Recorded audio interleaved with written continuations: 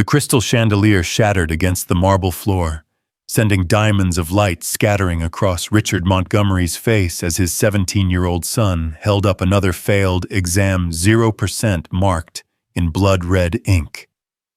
"You're no son of mine," the billionaire whispered, his voice colder than the Connecticut winter pressing against the mansion windows. But in the shadows of the doorway, an 11-year-old girl clutched a worn philosophy book, knowing she held the secret that would either save this broken family or destroy it completely. My friends, this is a story about how the smallest person in the room became the most powerful teacher, and I invite you to stay with me until the very end, and please comment below which city you're watching from, so I can see how far this story has traveled. The Montgomery estate sprawled across 40 acres of pristine Connecticut countryside. Its neoclassical architecture, a monument to 3 generations of accumulated wealth and carefully cultivated power.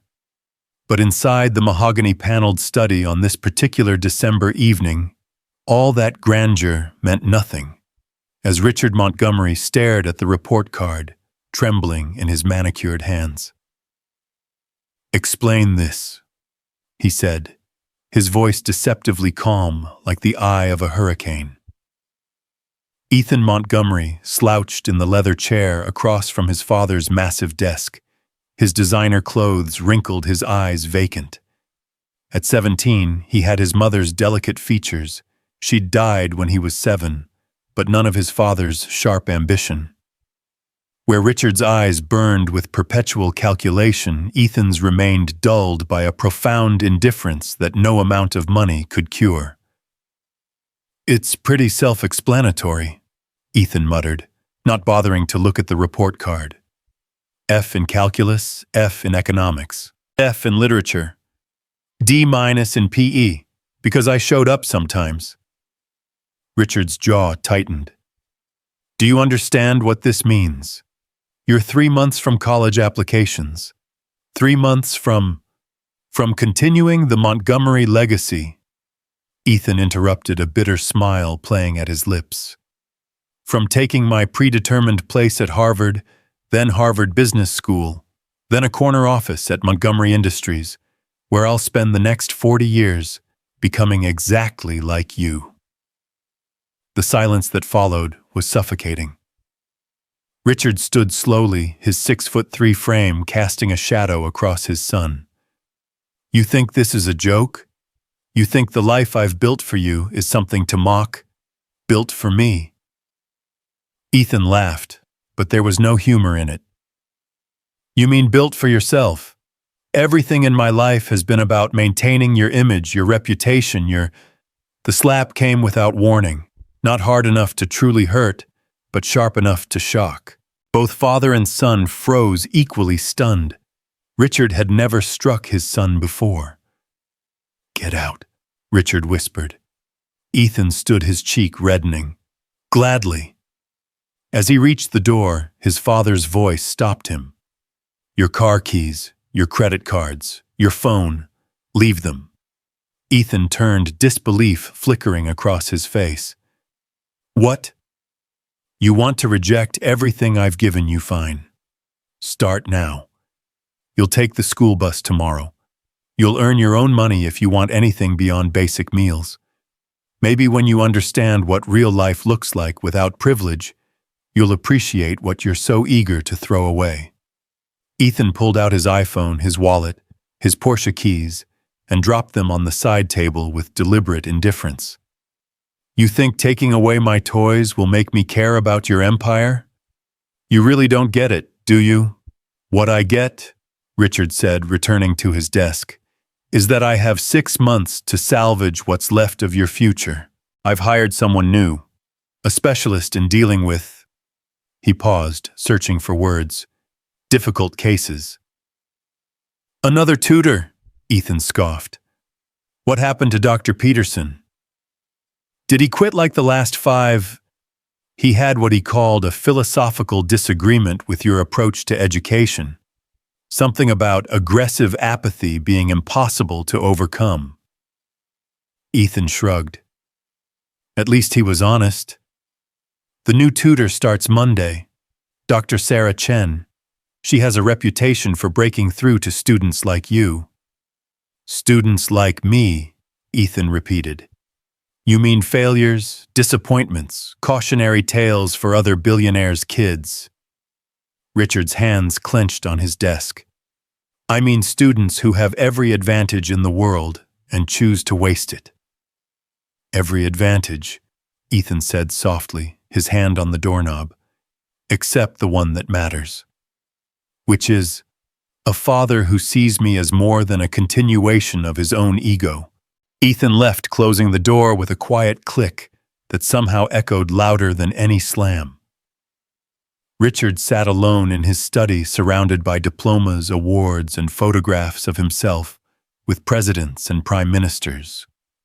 In not one of those photos was he smiling. He reached for his whiskey, then stopped, his hand hovering over the crystal decanter. Through the window, he could see Ethan walking across the grounds toward the pool house where he'd taken to spending his evenings. The boy moved like a ghost, disconnected from the world around him. Mrs. Thompson, Richard called out, knowing the head maid would be nearby. She always was. Maria Thompson appeared in the doorway, her uniform impeccable despite the late hour. She'd worked for the Montgomery family for 12 years, ever since her husband's death had left her alone to raise their daughter. Yes, Mr. Montgomery. Has Ethan been eating? Maria hesitated. He takes food to his room, sir. That's not what I asked. No, sir, not much. Clara says... She stopped herself. Richard looked up sharply. Clara... Your daughter... Maria's face flushed. I apologize, sir. Sometimes Clara helps me in the evenings. She's noticed that young Mr. Ethan doesn't. How old is Clara now? 11, sir. And she notices things about my son. Maria shifted uncomfortably. Clara is observant, Mr. Montgomery. She reads a great deal, perhaps too much for a girl her age. Richard waved dismissively. Make sure Ethan eats something tonight, even if you have to leave it outside his door like he's some kind of wounded animal. Yes, sir. As Maria turned to leave, Richard called after her. Mrs. Thompson, this Dr. Chen who's coming Monday, prepare the blue guest suite for her. She'll be staying indefinitely. Of course, sir. Alone again, Richard finally poured his whiskey and walked to the window. The pool house lights were on, but he knew Ethan wasn't swimming. The boy hadn't swum since his mother's death, even though she'd been the one to teach him in that very pool. Richard took a long sip, the burn of the alcohol matching the burn of recognition he'd been avoiding for years. His son wasn't just failing school. His son was disappearing, fading away like a photograph left too long in the sun. Meanwhile, in the kitchen, Maria Thompson prepared a tray of food while her daughter sat at the servants' table, a thick book propped against the salt and pepper shakers. What are you reading now, mija? Maria asked, arranging sandwiches she knew would likely go untouched. Marcus Aurelius, Clara replied without looking up. Meditations. Maria shook her head. 11 years old and reading philosophy. You should be reading about wizards or vampires like normal girls your age. Clara looked up, her dark eyes serious behind her second-hand glasses. Marcus Aurelius was a Roman emperor who wrote about how to live with virtue in a world full of suffering. I think that's more magical than any wizard. You're too smart for your own good, Maria said, but her voice was warm with pride.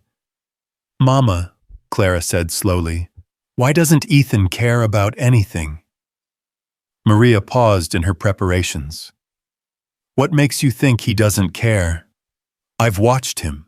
When his father yells, his face doesn't change. When the tutors quit, he doesn't react. It's like he's not really there. That's not our concern, Clara. We work here, but the Montgomery family's problems are their own. Clara returned to her book, but her mind wasn't on the ancient philosophy. She was thinking about the boy who lived in this mansion, like a ghost surrounded by everything and touched by nothing. She'd seen him once, standing by his mother's portrait in the hallway at 3 in the morning. Not crying, not speaking. Just standing there like he was waiting for something that would never come. "Mama," she said suddenly, "I think he's not indifferent. I think he's in pain." Maria set down the tray sharply. "Clara, you listen to me. You stay away from Ethan Montgomery. That family has the kind of problems that swallow people whole. We're here to work to save money for your college and to stay invisible. Understand?" "Yes, Mama." But even as she agreed, Clara's fingers traced a passage in her book. "Very little is needed to make a happy life. It is all within yourself, in your way of thinking." She wondered if anyone had ever taught Ethan Montgomery how to think. The next morning came gray and bitter, matching the mood in the Montgomery mansion. Ethan stood at the end of the long driveway, his breath forming clouds in the freezing air. The school bus, yellow, loud, and absolutely foreign to his experience, rumbled toward him. Behind him, he knew his father was watching from the study window. The bus door wheezed open, and the driver, a heavy-set woman with kind eyes, looked at him with surprise. "You lost honey?" "No," Ethan said, climbing aboard. "Just taking a different route." The bus was nearly full. Faces turned toward him, some curious, some hostile, most indifferent. His Armani coat and Italian leather shoes marked him as clearly as a neon sign outsider, "Rich kid doesn't belong." He found an empty seat near the back next to a girl with purple hair and multiple piercings. She looked him up and down. "You're Montgomery, right?" "The billionaire's kid." "Just Ethan," she snorted. "Right. Just Ethan in the $1,000 shoes." He looked down at his feet. He'd never thought about how much his shoes cost. They were just shoes. "They're actually 3,000, he said quietly. The girl's eyes widened, then narrowed. "You're joking." "I wish I was." She shifted away from him slightly, as if wealth might be contagious. The rest of the ride passed in uncomfortable silence, broken only by the occasional whispered comment about the rich kid slumming it. At Exeter Academy, the elite private school that had been educating Montgomery children for 3 generations, Ethan's arrival on the bus caused a minor sensation. His usual crowd, the children of senators, CEOs, and old money families, watched from their luxury cars, with expressions ranging from amusement to second-hand embarrassment. "Rough morning, Montgomery," called out Brad Worthington, whose father owned half of Wall Street. "Daddy, take away your toys." Ethan walked past without responding. He'd known Brad since they were 5, had vacationed with his family in the Hamptons, had once considered him a friend. But now, looking at Brad's smirking face, he felt nothing. No anger, no embarrassment, nothing. The day progressed in its usual pattern of failure. In calculus, Mrs. Harrison returned his latest test, 23%. In economics, Mr. Pruitt didn't even bother hiding his disappointment anymore. In literature, Ms. Fairweather tried to engage him in a discussion about Gatsby's green light, but Ethan just stared out the window watching the December wind strip the last leaves from the trees. "Mr. Montgomery," Ms. Fairweather said gently, "you're one of the brightest students I've ever taught. When you were younger, you wrote essays that made me cry. What happened to that boy?" Ethan turned to look at her. Ms. Fairweather was young, idealistic, still believed she could save her students with the power of literature. "He figured out that words don't change anything," he said. "Gatsby reached for the green light and drowned. Seems like he had the right idea, just the wrong execution." The class fell silent. Ms. Fairweather's face paled. "Ethan, if you're having thoughts of—" "I'm not suicidal, Ms. Fairweather," he interrupted. "I'm just tired. There's a difference." But even as he said it, he wondered if that was true. He wasn't actively planning anything, but the idea of simply not existing anymore had a certain appeal. Not death exactly, but a cessation of the constant weight of expectations, disappointments, and the endless performance of being Richard Montgomery's son. At lunch, he sat alone. His former friends had gradually distanced themselves as his grades plummeted and his attitude soured. He didn't blame them. He wouldn't want to be around himself either. "Your father called," said a voice behind him. Ethan turned to find Principal Morrison, a man who'd known the Montgomery family for 40 years. "Let me guess. He wanted to know if I showed up. He wanted to know if you were applying yourself." "And what did you tell him?" Morrison sat down uninvited. "I told him the truth, that you're here in body but not in spirit, that you're throwing away opportunities that millions of kids would kill for." "Maybe that's the problem," Ethan said. "Maybe knowing that millions of kids would kill for this makes it feel worthless. If everyone wants it, how special can it be?" "That's a very privileged perspective." "I'm a very privileged person. Haven't you heard?" Morrison studied him. "Your mother would be heartbroken to see you like this." Ethan's hand clenched around his fork. "Don't. She loved you more than—" "I said, don't." Ethan stood abruptly. "My mother is dead. She's been dead for 10 years, and everyone needs to stop using her memory like a cattle prod to try to make me perform."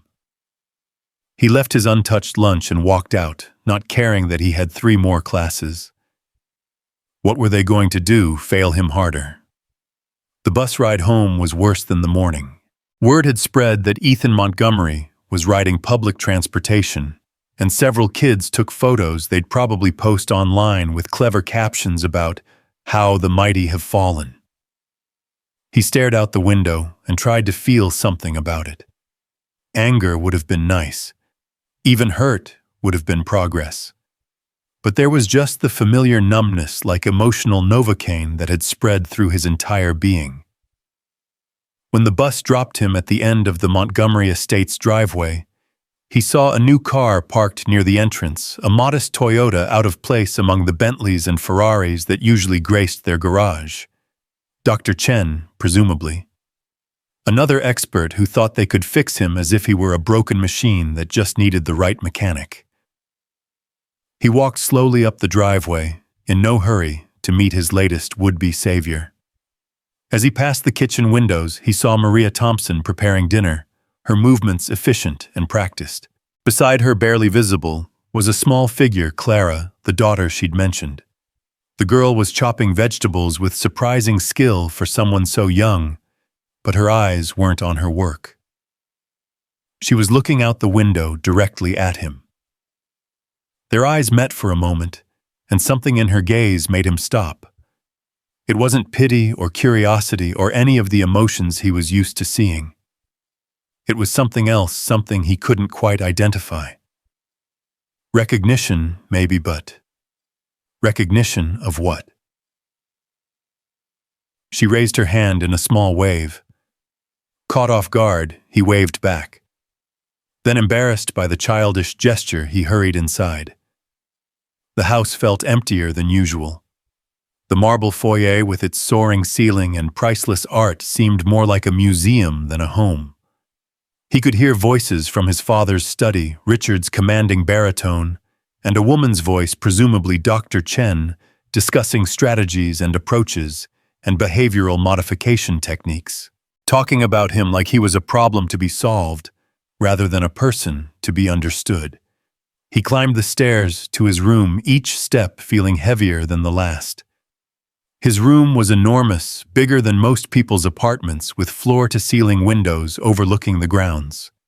It had everything a teenage boy could want: the latest gaming systems, a massive TV, a sound system, worth more than most cars' shelves of books he'd once loved, but no longer read. And yet it felt like a prison cell, albeit a luxurious one. He collapsed on his bed and stared at the ceiling. Above him, his mother had painted constellations when he was young, spending hours on a ladder detailing each star with glow-in-the-dark paint so he could fall asleep under an artificial sky.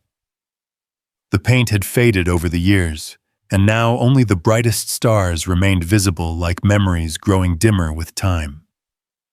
A knock at the door interrupted his brooding. "Come in," he said, expecting Maria with another tray of food he wouldn't eat.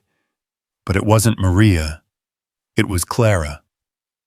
She stood in the doorway looking smaller than her 11 years in the grand space, holding a worn book against her chest.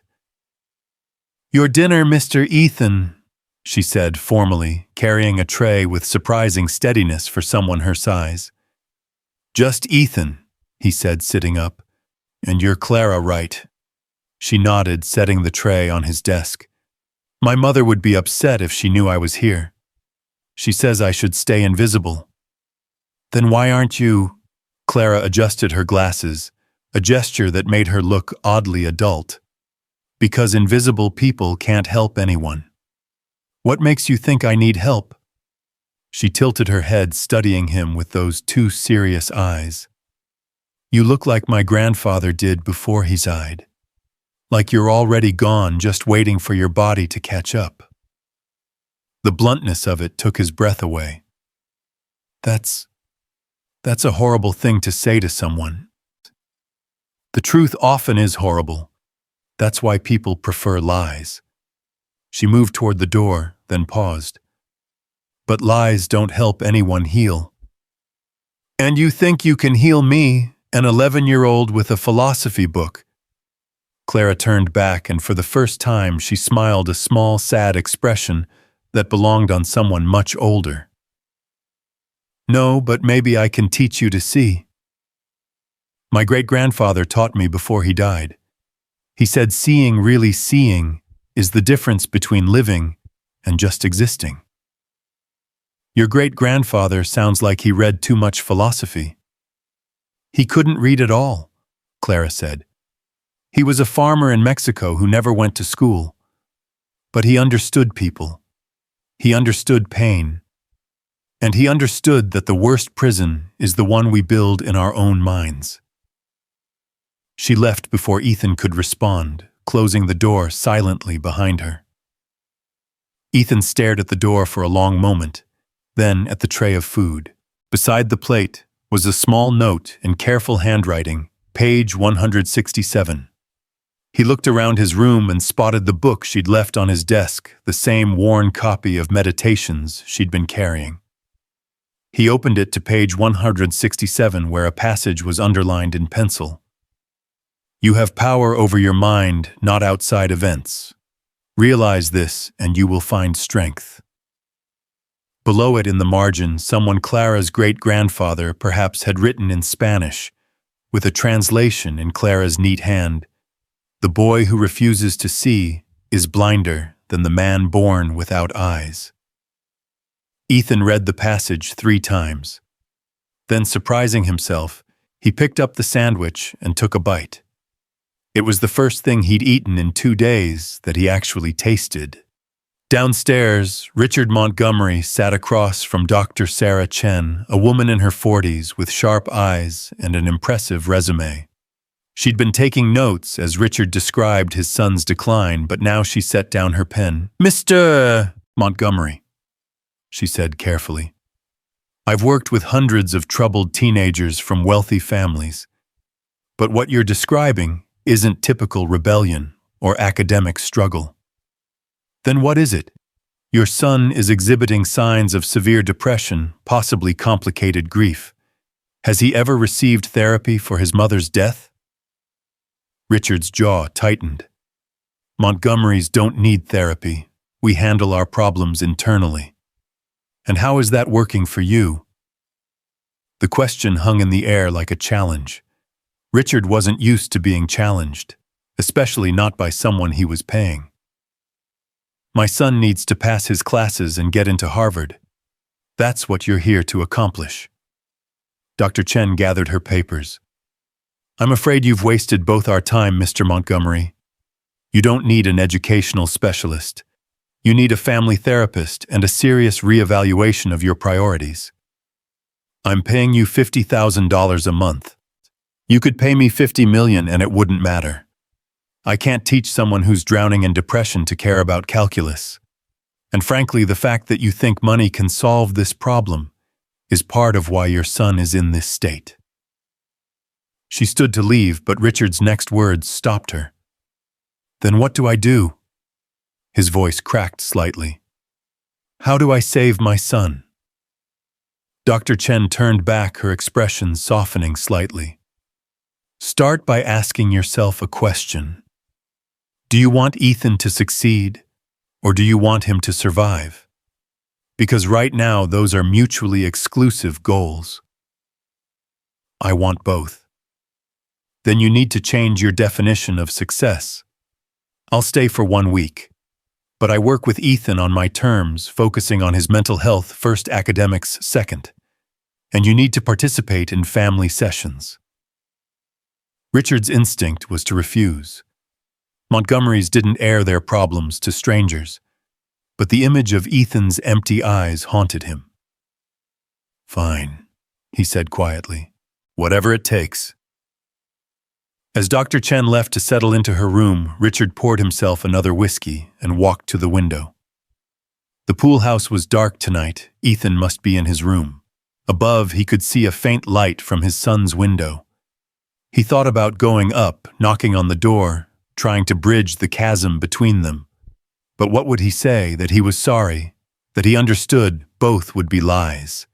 He wasn't sorry for pushing Ethan to succeed, and he didn't understand how someone with every advantage could choose to fail. But maybe that was the problem. Maybe understanding wasn't about agreeing. Maybe it was about accepting that his son saw the world differently, felt the world differently. Richard took out his phone and scrolled to a photo from 10 years ago, Ethan at 7 laughing as his mother pushed him on a swing. The boy in that photo bore no resemblance to the ghost who'd stood in his study today. When had the transformation happened? When had his son stopped living and started merely existing? He knew the answer, of course. It had started the day Carolyn died, the day a drunk driver had taken her from them on a clear Tuesday afternoon. Richard had handled it the only way he knew how, by working harder, achieving more, building an empire that could never be taken away by random chance. But Ethan had handled it differently. Ethan had simply stopped. A movement in the garden caught his eye. It was Clara Thompson, the maid's daughter, carrying a basket of laundry despite the late hour. She moved with purpose, efficiency, a child who'd learned early that hard work was not optional but necessary. The contrast with his own son was painful. But as he watched, Clara stopped suddenly, setting down the basket. She tilted her head back, looking at the stars, and stood perfectly still for a long moment. Then she did something unexpected. She smiled, a genuine expression of joy at nothing more than the night sky. She picked up her basket and continued on, but that moment of pure appreciation stayed with Richard. When was the last time he'd seen Ethan smile like that? When was the last time he himself had stopped to look at the stars? He turned away from the window, uncomfortable with the direction of his thoughts. He had an empire to run, deals to close, a legacy to protect. He didn't have time for stargazing or philosophical questions about happiness. That was the luxury of children and dreamers, not billionaires with responsibilities. But as he returned to his desk, to the endless spreadsheets and contracts, he couldn't shake the image of that 11-year-old girl smiling at the stars, finding joy in something that cost nothing and could never be taken away. In his room, Ethan had finished the sandwich and was reading through Marcus Aurelius, finding passages Clara had marked. Her annotations were surprisingly insightful for someone so young, drawing connections between ancient philosophy and modern life. One note particularly struck him. He says we suffer more in imagination than reality. But what if imagination is our reality? What if we've imagined ourselves into prisons that don't actually exist? He thought about his own prison, the expectations, the legacy, the predetermined life his father had mapped out. Were the walls real, or had he imagined them into existence? And if they were imaginary, why couldn't he simply imagine them away? A soft knock interrupted his thoughts. He expected Clara again, but it was Dr. Chen. "May I come in?" she asked. He shrugged, which she took as consent. Dr. Chen was different from his previous tutors. She didn't carry textbooks or laptops or any of the usual academic paraphernalia. She simply sat in his desk chair and looked around the room, taking in the details without judgment.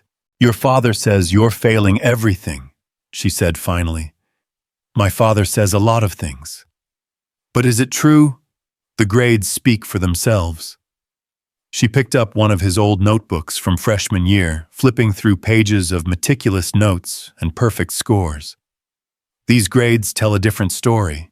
What changed? I did. Or maybe you just stopped pretending." Ethan looked at her sharply. "What's that supposed to mean?" "I mean that sometimes what looks like failure is actually the beginning of authenticity. You were performing the role of the perfect son, the perfect student, the perfect heir, and then something made you stop. What was it?" Ethan was quiet for a long moment. "I realized it didn't matter. I could get perfect grades, get into Harvard, take over the company, make billions of dollars, and I'd still end up like him, successful and miserable." "You think your father is miserable? I know he is. He hasn't been happy since my mother died, maybe even before that. He just works and accumulates and achieves, but none of it means anything. It's just motion without purpose." Dr. Chen nodded slowly. "And you decided that if meaning was impossible, you'd choose stillness over motion." "Something like that. But stillness isn't the same as peace, is it? You're not at peace. You're in stasis." Ethan couldn't argue with that. He felt like he'd been holding his breath for years, waiting for something he couldn't name. "I'm going to give you an assignment," Dr. Chen said. "But it's not academic. I want you to find one thing tomorrow, just one that makes you feel something. Anything. Anger, joy, sadness, interest. Just something. Can you do that? What if I can't? Then we'll try again the next day, and the next, until something breaks through." She left without waiting for his response. Ethan lay back on his bed staring at the faded constellations. One thing that made him feel something. It seemed simultaneously simple and impossible. He thought about Clara's words, "The worst prison is the one we build in our own minds." Maybe she was right. Maybe he'd built his prison so carefully, so completely, that he'd forgotten there was a world outside it. Tomorrow he decided he would try to see. Really see. Not through the lens of expectations or disappointments, but simply as things were. It was a small decision, barely a commitment, but for the first time in years, it felt like a choice that was entirely his own. Outside, snow began to fall, covering the Montgomery estate, in a blanket of white, making everything clean and new, if only for a moment.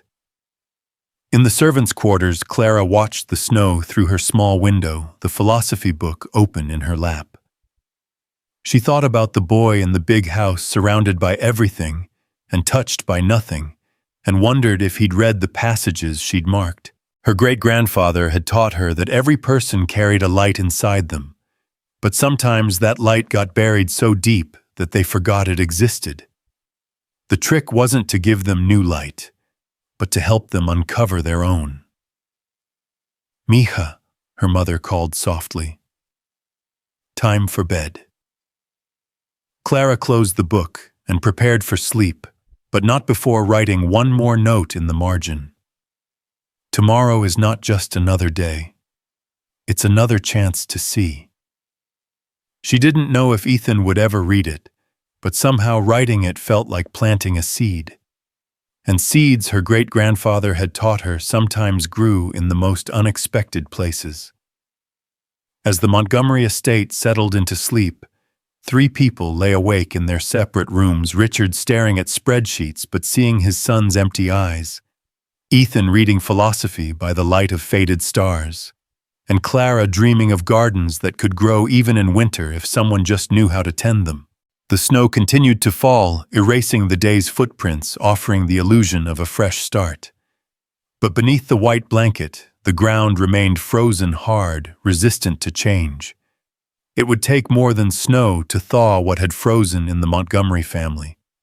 It would take something none of them yet understood, the simple revolutionary act of learning how to see. The morning after the snowfall brought a crystalline brightness that made Ethan's eyes water as he waited for the school bus. The world looked different under its white blanket, cleaner somehow, as if the ugliness had been temporarily hidden. He found himself actually looking at things, instead of through them, the way ice crystals caught the early sunlight, how his breath formed perfect clouds that dissipated into nothing. Small things, meaningless things, but things he was actually seeing for the first time in years. The bus arrived with its usual wheeze and groan, but today Ethan climbed aboard without the weight of yesterday's humiliation. The purple-haired girl was in the same seat, and she shifted slightly when he sat down, creating a careful distance between them. "Still wearing the expensive shoes?" she asked, not looking at him. "They're the only ones I have," he replied. She glanced down at his feet, then at his face, seeming to really see him for the first time. "You look different today." "Different how?" "Less dead." The bluntness made him laugh, a short, surprised sound that seemed to startle both of them. "Thanks, I think." "I'm Maya," she said after a moment. "Ethan." "I know who you are. Everyone knows who you are. Your father owns half the state." "He owns a lot of things," Ethan said quietly. "Doesn't mean they make him happy." Maya studied him with renewed interest. "You really did get cut off, didn't you? This isn't some weird rich kid experiment in how the other half lives." "No experiment, just consequences." They rode in silence for a while, but it was a different kind of silence than yesterday, less hostile, more contemplative. As they passed through the less affluent neighborhoods that surrounded Exeter Academy, Ethan found himself actually looking at the houses, the people waiting at bus stops, the way life continued, regardless of his family's drama. "Can I ask you something?" Maya said suddenly. "Sure." "What's it like having everything?" Ethan considered the question seriously. "It's like being in a beautiful prison, where the walls are made of other people's expectations. Everything looks perfect from the outside, but inside you can't breathe." "That's the most pretentious thing I've ever heard," Maya said, but there was no venom in it. Also maybe the most honest. At school, Dr. Chen was waiting in the administration office. She'd arranged to observe all his classes, she explained, to better understand the situation. Ethan wanted to protest. The last thing he needed was more scrutiny, but something in her calm demeanor made him simply nod. The day progressed with its usual parade of failures, but Dr. Chen never commented, never took notes, just observed. It wasn't until literature class, when Ms. Fairweather asked about the symbolism in The Great Gatsby, that something shifted. "Mr. Montgomery," Ms. Fairweather said, her voice carefully neutral, "would you care to share your thoughts on the green light?" Normally, Ethan would have remained silent or offered some dismissive comment, but he'd been thinking about Clara's note about imagination and reality, about prisons we build ourselves. "The green light is a lie," he said, surprising himself by speaking. Gatsby created this whole mythology around it, turned it into something sacred, but it was just a light. Daisy was just a person, flawed and shallow, and ultimately not worth dying for. The real tragedy isn't that Gatsby couldn't have her. It's that he wasted his whole life chasing an illusion he created himself. The classroom was silent. Ms. Fairweather's eyes widened slightly. That's a very insightful reading, Ethan. Would you elaborate? We all do it. Ethan continued, the words coming faster now. We create these stories about what will make us happy, money, success, love, whatever, and we chase them so hard we forget to ask if they're even real. Gatsby could have had a perfectly good life if he'd just stopped looking at that damn light and looked at what was actually around him. But isn't aspiration important? Asked Jennifer Kim, the class valedictorian. Isn't striving for something better what makes us human? Striving for something better, sure, Ethan replied. But Gatsby wasn't striving for better. He was striving for a past that never really existed, trying to recreate something that was probably false, even the first time. That's not aspiration, that's delusion. The discussion continued with other students joining in, debating, challenging. For the first time all year, Ethan was engaged, present, thinking. When the bell rang, Ms. Fairweather asked him to stay behind. That was the Ethan I remember, she said softly. Where has he been? Drowning, Ethan replied honestly. Maybe still drowning, but at least trying to swim.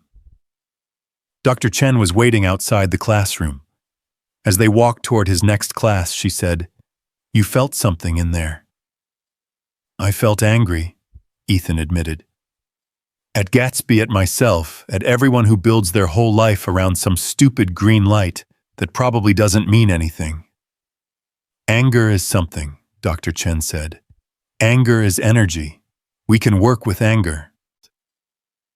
The rest of the day passed in a blur of similar small awakenings, a moment of interest in physics when they discussed entropy, a flash of competitiveness in PE during basketball, even a brief conversation with Brad Worthington that didn't end in mutual contempt. They were tiny changes, barely noticeable, but Ethan felt them like sparks trying to catch in wet kindling.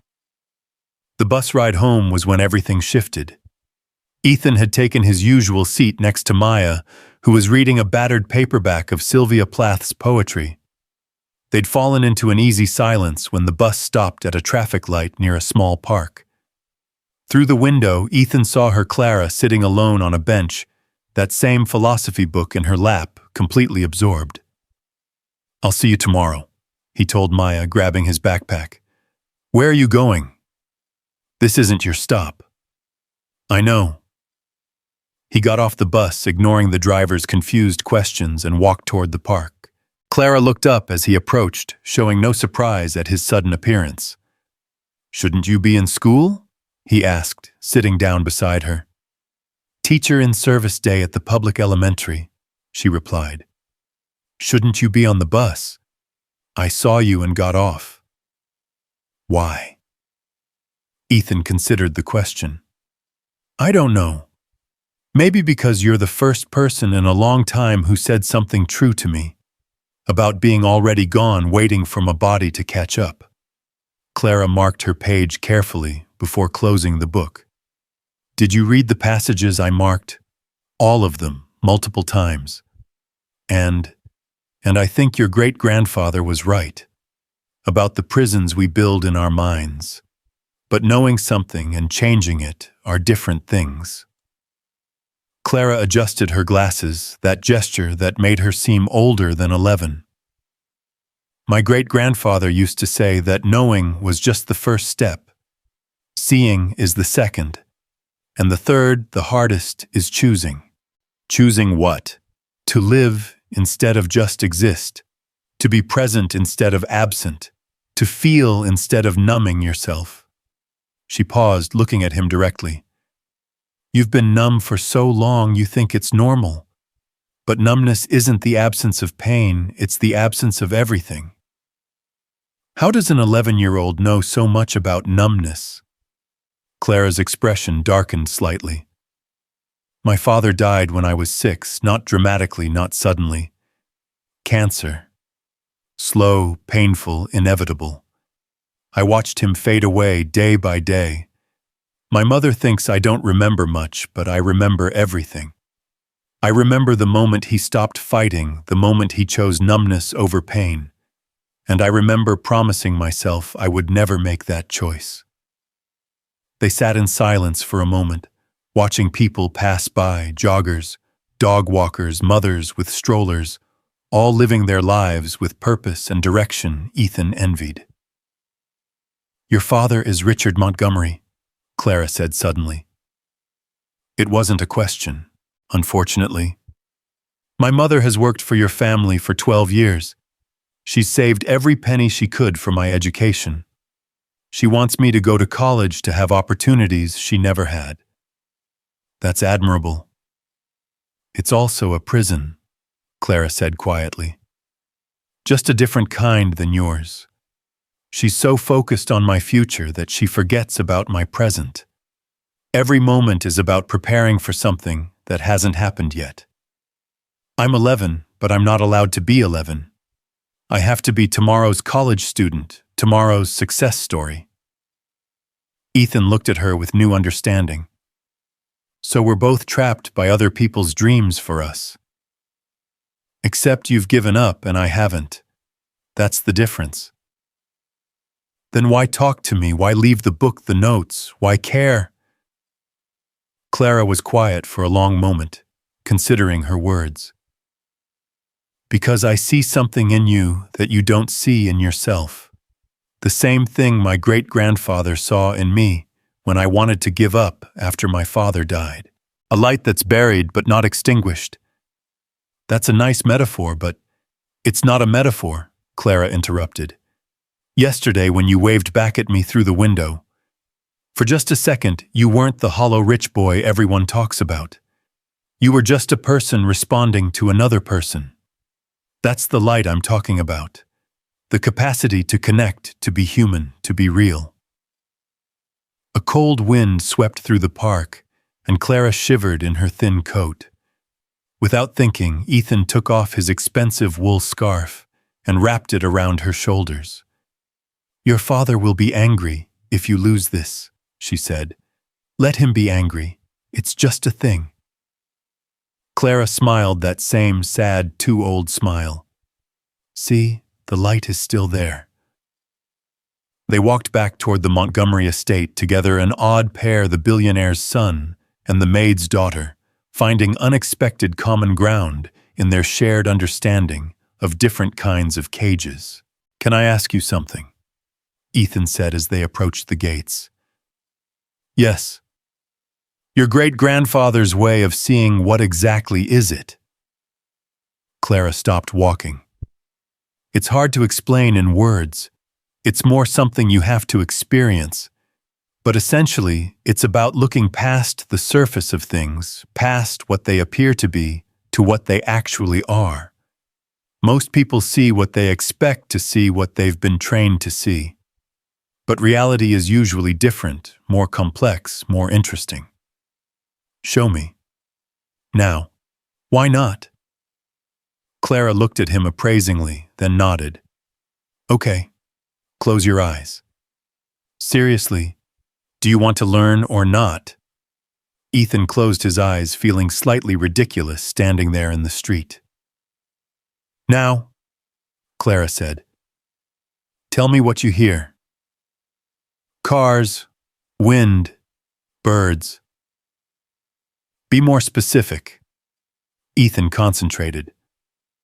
"There's a diesel truck, probably a delivery van, idling somewhere nearby. The birds there are at least 3 different types. Crows, obviously, but also something smaller chirping, and something that sounds like a woodpecker in the distance. The wind is coming from the northwest, and it's picking up, probably going to snow again." "Good. Now open your eyes and look at that house across the street. The blue one with white shutters. Tell me what you see." "A house. Middle class. Well-maintained. Probably built in the 70s. "Look deeper." Ethan studied the house more carefully. The lawn is perfect, but there are no toys, no bikes, nothing to suggest kids, even though there's a swing set in the back. The swing set is old rusty. The mailbox has 2 names, Mr. and Mrs. Patterson, but there's only 1 car in the driveway, and it's been there since yesterday, based on the snow pattern. There are curtains in every window, but they're all drawn even though it's the middle of the day. What does that tell you? That something's wrong. Maybe a divorce or a death. The house is being maintained out of habit, but nobody's really living there anymore. Clara nodded approvingly. Mrs. Patterson's husband left 6 months ago. She keeps everything exactly as it was, hoping he'll come back. She doesn't open the curtains because she doesn't want to see the world moving on without him. How do you know that? Because I pay attention. Because I see people, not just their surfaces. Your father, for instance. What about my father? Clara hesitated. Are you sure you want to know? Yes. Your father stands at his study window every night at exactly 10:30. He holds a glass of whiskey but rarely drinks it.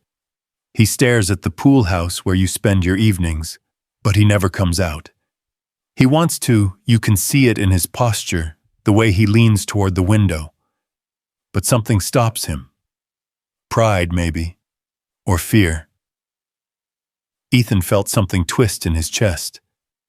You're making that up. Tonight at 10:30, look up at his window. You'll see. They resumed walking, entering through the service gate. As they approached the mansion, they could hear raised voices from inside Richard's booming baritone and a woman's calmer but firm response. Dr. Chen from the sound of it. I should go, Clara said, starting toward the servants' entrance. Wait. Ethan pulled the philosophy book from his backpack. You left this in my room. I meant to. It's yours now. I can't take this. It was your great-grandfather's. He would want someone to use it, not preserve it. Books are meant to be read. Wisdom is meant to be shared. Besides, she added with a slight smile, I've memorized most of it anyway. Before Ethan could respond, the front door burst open and Richard stormed out, his face flushed with anger. He stopped short when he saw Ethan and Clara together. What is this? He demanded, his gaze shifting between them. We were just talking, Ethan said. You, Richard pointed at Clara, are not to bother my son. Your mother's position here doesn't extend to... She wasn't bothering me, Ethan interrupted. We were having a conversation. A real conversation. Something you and I haven't managed in years. Richard's face darkened further. Get inside. Now. No. The word hung in the air between them. Richard blinked, genuinely surprised. Ethan never directly defied him. I heard what you said, and I said no. I'm going to finish my conversation with Clara, then I'll come inside. If you have a problem with that, take away something else. Oh wait, you've already taken everything. Father and son stared at each other, the space between them crackling with years of unspoken resentments. Finally, Richard turned on his heel and stalked back inside, slamming the door behind him. You shouldn't have done that, Clara said quietly. My mother needs this job. He won't fire her. He needs her more than she needs him. He just doesn't know it yet. Ethan looked at the closed door, then back at Clara. Same time tomorrow. The park. You want to learn more about seeing? I want to learn about living. You seem to know more about it than anyone else I've met, despite being 11. Age is just a number. Experience is what matters, and some of us get more experience packed into fewer years. She started walking toward the servants' entrance, then paused. 10:30 tonight. Look up. Ethan watched her disappear into the house, this strange, wise child, who seemed to understand things that had eluded him for years. He stood there for a moment, feeling the weight of his father's anger emanating from the house, but also feeling something else, a tiny spark of rebellion, of life, of possibility. Inside, he found Dr. Chen in the living room looking composed, despite what must have been an intense argument with Richard. "Your father has strong opinions about treatment approaches," she said mildly. "My father has strong opinions about everything, including your association with the staff's children, apparently." Ethan sat down across from her. "Clara's different. She sees things." "What kind of things?" "Truth, reality, the things everyone else ignores or pretends don't exist." Dr. Chen leaned forward slightly. "And you find that helpful?" "I find it awakening.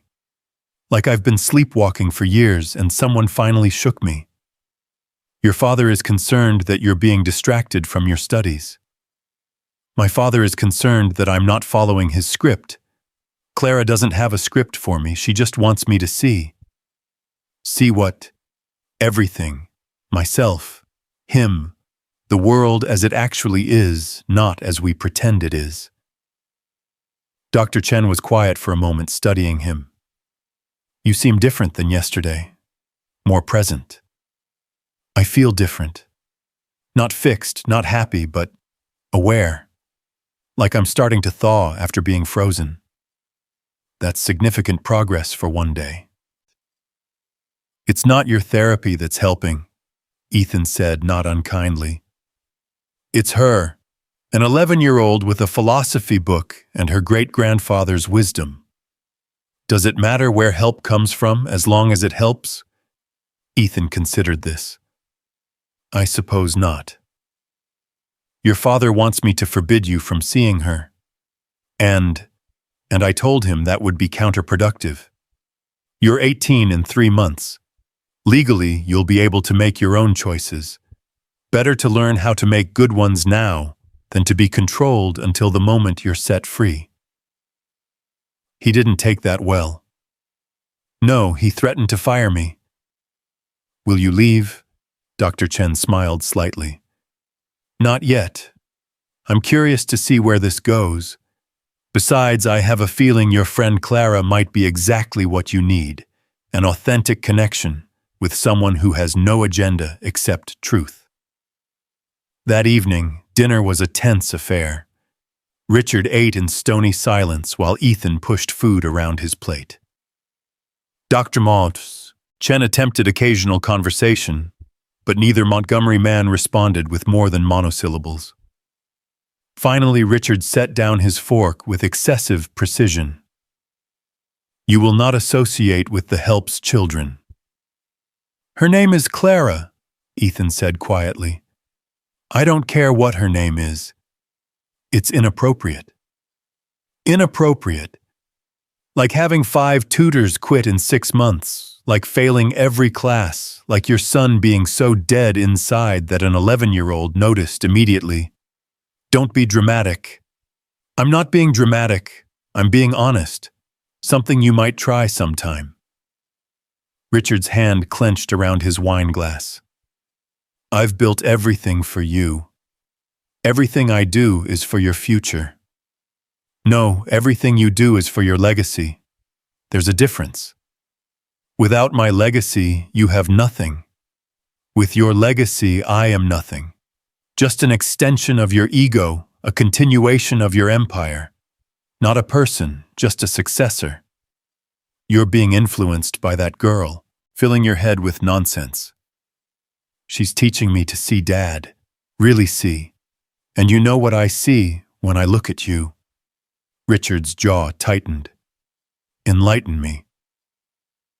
"I see someone so afraid of feeling anything real that he's buried himself in work and wealth and the illusion of control. I see someone who lost his wife and decided the solution was to become even more emotionally unavailable than he already was. I see someone who stands at his window every night at 10:30, wanting to connect with his son, but too proud or scared to try." Richard went very still. "How could you possibly?" "Because someone taught me to look, to really look, not at what people present, but at what they reveal when they think no one's watching. The silence stretched between them, heavy with years of unspoken truths. Finally, Richard stood, his movements careful and controlled. "You have 3 months until you're 18, he said coldly. 3 months to get your grades up and get into Harvard. After that, if you choose to throw your life away, it will no longer be my concern." He left the dining room with measured steps, but Ethan could see the slight tremor in his hands, the tension in his shoulders. Dr. Chen watched him go, then turned to Ethan. "That was either very brave or very foolish. Maybe both. Are you prepared for the consequences?" Ethan thought about Clara's words, about choosing to live instead of just exist. "I've been living with consequences my whole life. At least now, they're for choices I'm actually making." Later, alone in his room, Ethan read more of Marcus Aurelius finding comfort in the ancient wisdom. But as 10:30 approached, he found himself moving to the window. Sure enough, there was his father silhouetted in the study window, glass in hand, staring out at the pool house. Ethan raised his hand in a small wave.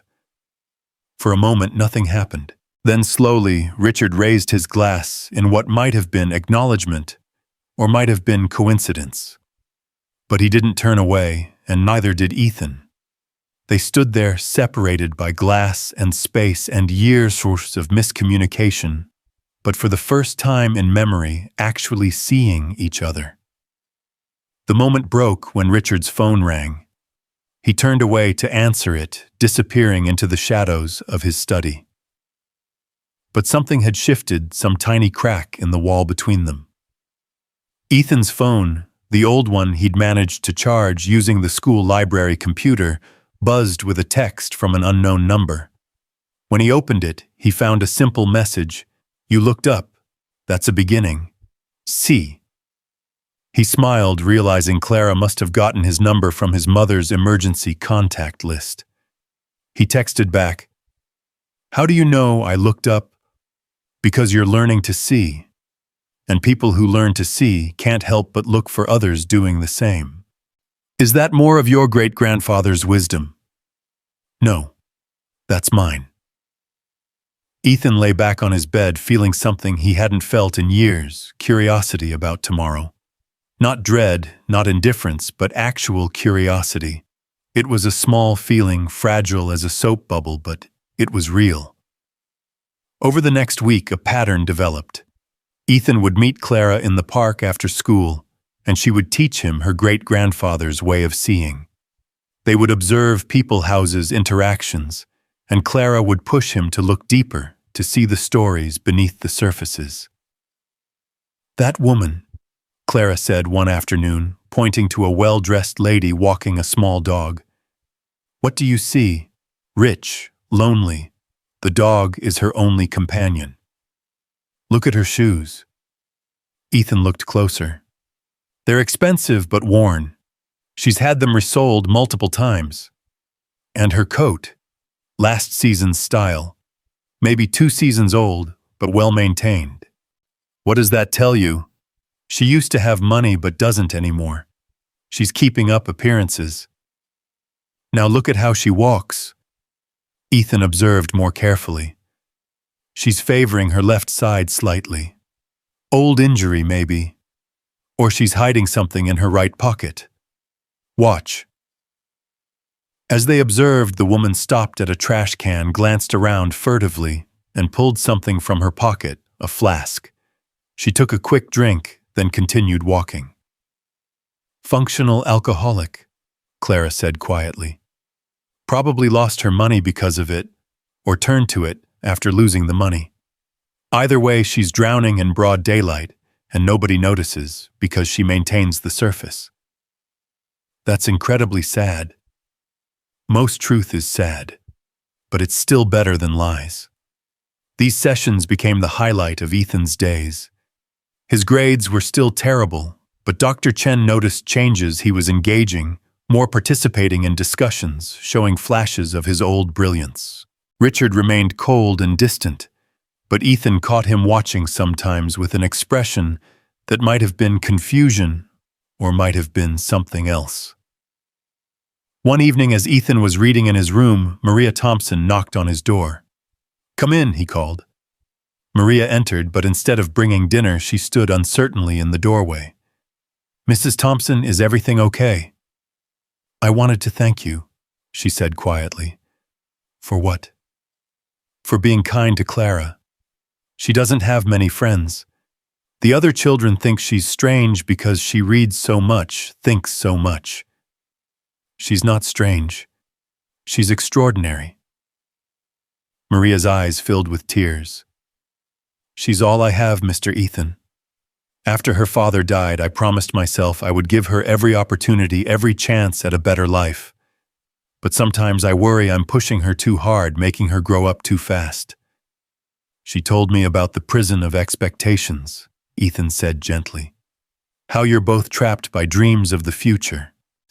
Did she also tell you that those dreams are all that keep me going some days, that the thought of her going to college, becoming something more than a maid, is what gets me up at 4 a.m. to clean other people's houses?" Ethan was quiet for a moment. "No, she didn't tell me that part. She sees so much, my Clara, but she's still a child. She doesn't understand that sometimes we choose our prisons because the alternative is chaos. Or maybe," Ethan said carefully, "she understands that there might be a third option. Not prison, not chaos, but something else. Freedom within structure, choice within circumstance."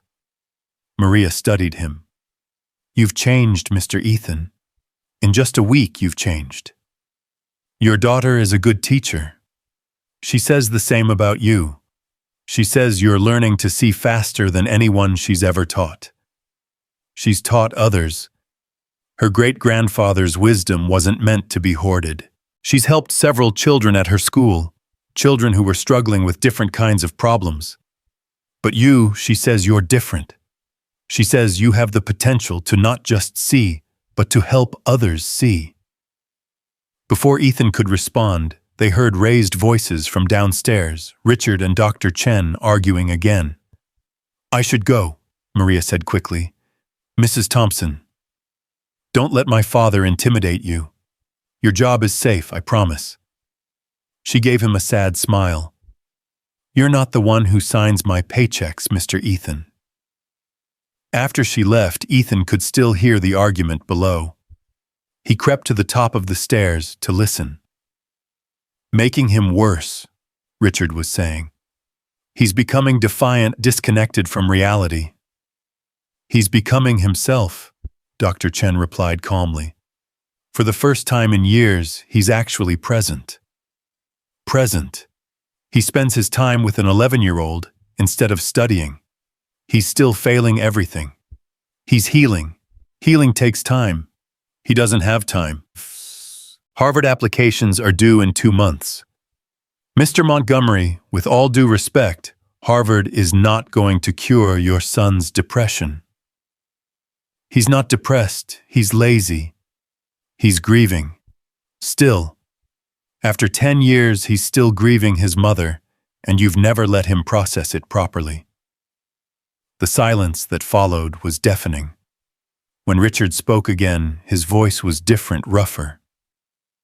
"We don't talk about Caroline. And that's exactly the problem. Your son lost his mother at 7 years old, and instead of helping him process that loss, you shut down. You both did. You retreated into work, and he retreated into himself. And now you're both so lost in your separate griefs that you can't find your way back to each other. This is not what I hired you for. You hired me to help your son.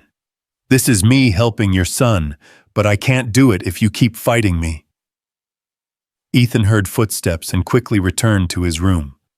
A few minutes later, there was a knock at his door. Dr. Chen entered, looking tired. "You heard some of it." She sat down in his desk chair. "Your father is a difficult man. He's a broken man. He just hides it better than I do. When did you become so insightful? When someone taught me to look past the surface." Dr. Chen smiled slightly. Clara.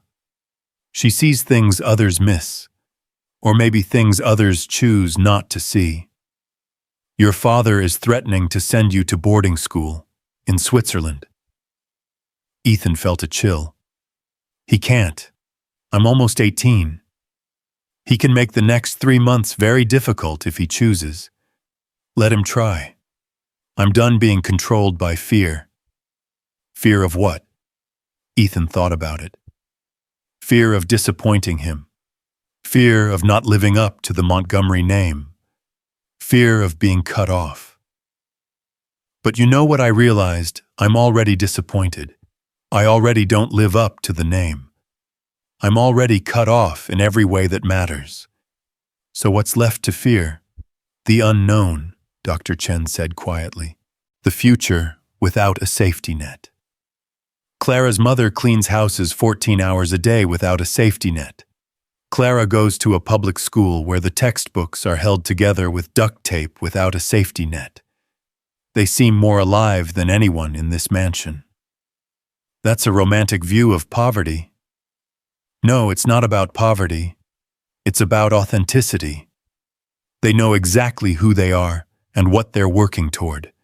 No pretense, no performance, just truth. Dr. Chen stood to leave, then paused. Be careful, Ethan. Your father is not a man who handles defiance well. And Clara, she's just a child. Don't put her in the middle of your war with Richard. But it was already too late for that warning.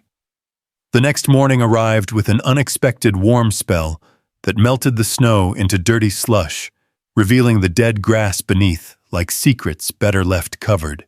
Ethan stood at the bus stop, watching the water run in small rivers toward the storm drains, when his phone buzzed with a message from Clara. Can't meet today, something's wrong. He texted back immediately, but got no response. The unease that settled in his stomach grew heavier when he arrived at school to find Dr. Chen waiting in the principal's office, her expression grave. Your father has enrolled you in Theological Preparatory Academy, she said without preamble. In Geneva. You leave next week. The words hit him like physical blows. He can't do that. He's your legal guardian for another 2 months. He can. This is about Clara, isn't it? He's punishing me for associating with the help's daughter. Dr. Chen's silence was confirmation enough. Ethan felt something dark and angry rising in his chest, not the numb indifference he'd lived with for years, but actual rage, hot and clarifying. I won't go, he said. You don't have a choice. There's always a choice. Clara taught me that. We just don't always like the options. He left the office without waiting for dismissal, ignoring Dr. Chen's calls to come back. His mind was racing, but with purpose now rather than panic. In the library, he found a quiet corner and pulled out his phone, searching for something he'd remembered seeing weeks ago: emancipation laws in Connecticut. The research consumed him through morning classes, which he skipped without guilt. By lunch, he had a plan. It was desperate, probably foolish, but it was his own. He was texting with a legal aid lawyer when Maya dropped into the seat beside him. You look like you're planning a prison break, she said. Something like that. He looked at her purple hair, her defiant piercings, her refusal to conform. Can I ask you something? When did you decide to stop pretending? Maya's expression softened. When my mom tried to send me to conversion therapy, I realized I could either be who they wanted and die inside, or be myself and deal with the consequences. And the consequences sucked, still suck sometimes, but at least I'm real. My father's sending me to boarding school in Switzerland. Because of the maid's daughter, Clara. Ethan looked at her in surprise. How did you? Everyone knows. Rich boy hanging out with the help's kid. It's all anyone's talking about. Some think it's romantic. Some think it's rebellion. Some think you've lost your mind. What do you think? Maya studied him. I think that little girl saw something in you worth saving, and you're finally starting to see it too. After school, instead of taking the bus, Ethan walked the 3 miles to Clara's public elementary school. He waited outside until the final bell rang, watching the chaos of children bursting into freedom. Clara emerged last, walking slowly, her usual book tucked under her arm. When she saw him, her face cycled through surprise, worry, and something that might have been relief. "You shouldn't be here," she said. "Neither should you. Your text said something was wrong." Clara glanced around nervously. "My mother was called into Mr. Montgomery's study this morning. She came out crying. She won't tell me what he said, but she's been packing our things." The rage Ethan had been controlling all day threatened to overflow. He fired her. "Not yet, but she thinks it's coming. 12 years of perfect service, and he's going to throw her away because you and I became friends. This is my fault. I'll fix it. How you're 17, he's Richard Montgomery. You have no power." "I have more than you think." He pulled out his phone, showing her the legal aid website. "Emancipation. If I can prove I'm self-sufficient, I can petition the court for legal independence." Clara's eyes widened behind her glasses. That's extreme. So is sending me to Switzerland to keep me away from you." "He's sending you away." The pain in her voice was sharp and immediate.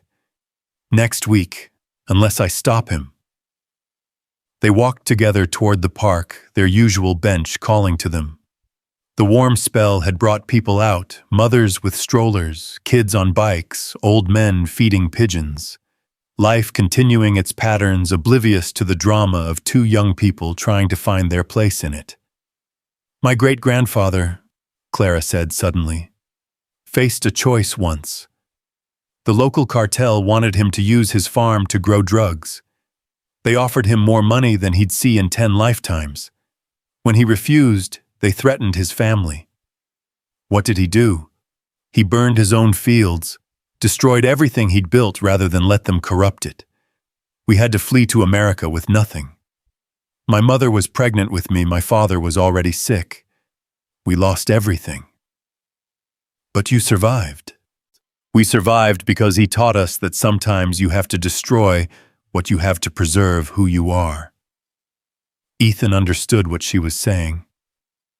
"You think I should let him send me away? Give up?" "No. I think you should burn the fields." "Meaning?" Clara turned to face him fully, her young face serious. "Your father's power over you comes from his money, his name, his expectations. What if you rejected all of it, not just symbolically, but completely? I'd have nothing. You'd have yourself, and that's either enough or it isn't." They sat in silence for a while, watching the world continue around them. Finally, Clara pulled a folded paper from her book. "I wrote this for you last night before I knew about Switzerland." She handed it to him. "It's the advanced lesson. The one my great-grandfather said should only be taught when someone was ready to truly see." Ethan unfolded the paper. In Clara's neat handwriting was a single paragraph. "The deepest seeing is not about observing others, but about recognizing yourself in them. Every person you meet carries a piece of truth you need. Every interaction is a mirror. The angry man shows you your own rage. The grieving woman shows you your own loss. The child, full of wonder, shows you what you've forgotten. When you can see yourself in everyone, you understand that separation is an illusion. We are all connected, all struggling, all searching for the same thing, to be seen, to be understood, to matter." "This is beautiful," Ethan said softly. "It's also practical. Use it with your father." "How?" "See yourself in him. See him in you. Find the connection point, the shared pain. That's where healing begins." Before Ethan could respond, a familiar car pulled up to the park, his father's Bentley. Richard emerged, his face set in cold lines, followed by Dr. Chen, who looked apologetic. "Get in the car," Richard said without preamble. "No. This is not a negotiation." "You're right. It's not." Ethan stood, but didn't move toward the car. "I'll come home, but on my own terms, and we're going to talk, really talk, for the first time in 10 years. Richard's jaw tightened. "There's nothing to discuss. You're going to Switzerland, you're going to get your act together, and you're going to Harvard. End of story." "Mom wouldn't have wanted this," Ethan said quietly. The words landed like a physical blow. Richard actually took a step back. "Don't you dare." "She would have hated what we've become," Ethan continued. "Both of us. Frozen in our grief, unable to move forward, unable to connect. She was all about connection, remember? The way she could make anyone feel seen, heard, valued. Stop. She saw you, Dad. Really saw you. Not the businessman, not the success story, but you. The man who read her poetry at 3 in the morning when she couldn't sleep. The man who learned to make her grandmother's soup when she was homesick. The man who cried at our wedding when... I said, stop! Richard's voice broke, and suddenly Ethan could see it, the pain his father had been carrying for 10 years, sharp and fresh as the day Caroline died. Clara stepped forward, small but unafraid. "Mr. Montgomery," she said in her clear young voice. "You're both drowning in the same ocean. Maybe if you stopped fighting each other, you could help each other swim." Richard looked down at her, this tiny girl who'd somehow become the catalyst for everything falling apart. "You're the one filling his head with this nonsense." "No, sir. I'm just helping him see what was already there. The pain you both carry. The love you both lost. The fear that if you let go of the grief, you'll lose her completely." Richard's face went white. "What did you say? You hold on to the pain because it's all you have left of her. Both of you. But my great-grandfather taught me that grief is meant to be a passage, not a destination. You're supposed to move through it, not live in it. You're 11 years old. You don't know anything about—" "I know about loss," Clara interrupted quietly. "I know about watching someone you love disappear, piece by piece. I know about the bargains you make with God, the anger when those bargains aren't honored, the numbness that follows. I know because I lived it too." The park seemed to hold its breath. Even the traffic noise faded as the four of them stood there, the billionaire, his broken son, the therapist, and the wise child who'd somehow become the center of it all. "She's not the problem, Dad," Ethan said finally. "She's the solution. Or at least she's showing me where to find it. Don't punish her or her mother because you're scared of change." "I'm not scared," Richard said, but his voice lacked conviction. "Then prove it. Come with us. Let Clara teach you to see the way she's teaching me." "This is absurd." "Is it? You've tried everything else? Tutors, therapists, threats, bribes. Nothing worked. But in 1 week with Clara, I'm more present than I've been in years. Maybe instead of fighting it, you should try to understand it." Richard looked at Dr. Chen, who nodded slightly. "It couldn't hurt," she said. "In fact, it might be exactly what you both need." "You want me to take life advice from an 11-year-old? "I want you to listen," Ethan said. "Just listen. The way Mom used to listen. Remember how she could make anyone feel heard." Richard closed his eyes, and for a moment his careful control cracked. "Every day," he whispered. "I remember everything every day." "Then remember this too, she wouldn't want us to be this broken. She'd want us to heal, to live, to see the beauty she always saw even in difficult things." Clara stepped forward again, pulling something from her bag. It was a photograph, old and creased. "This was my great-grandfather," she said, showing it to Richard. "He lost everything, his land, his home, his country.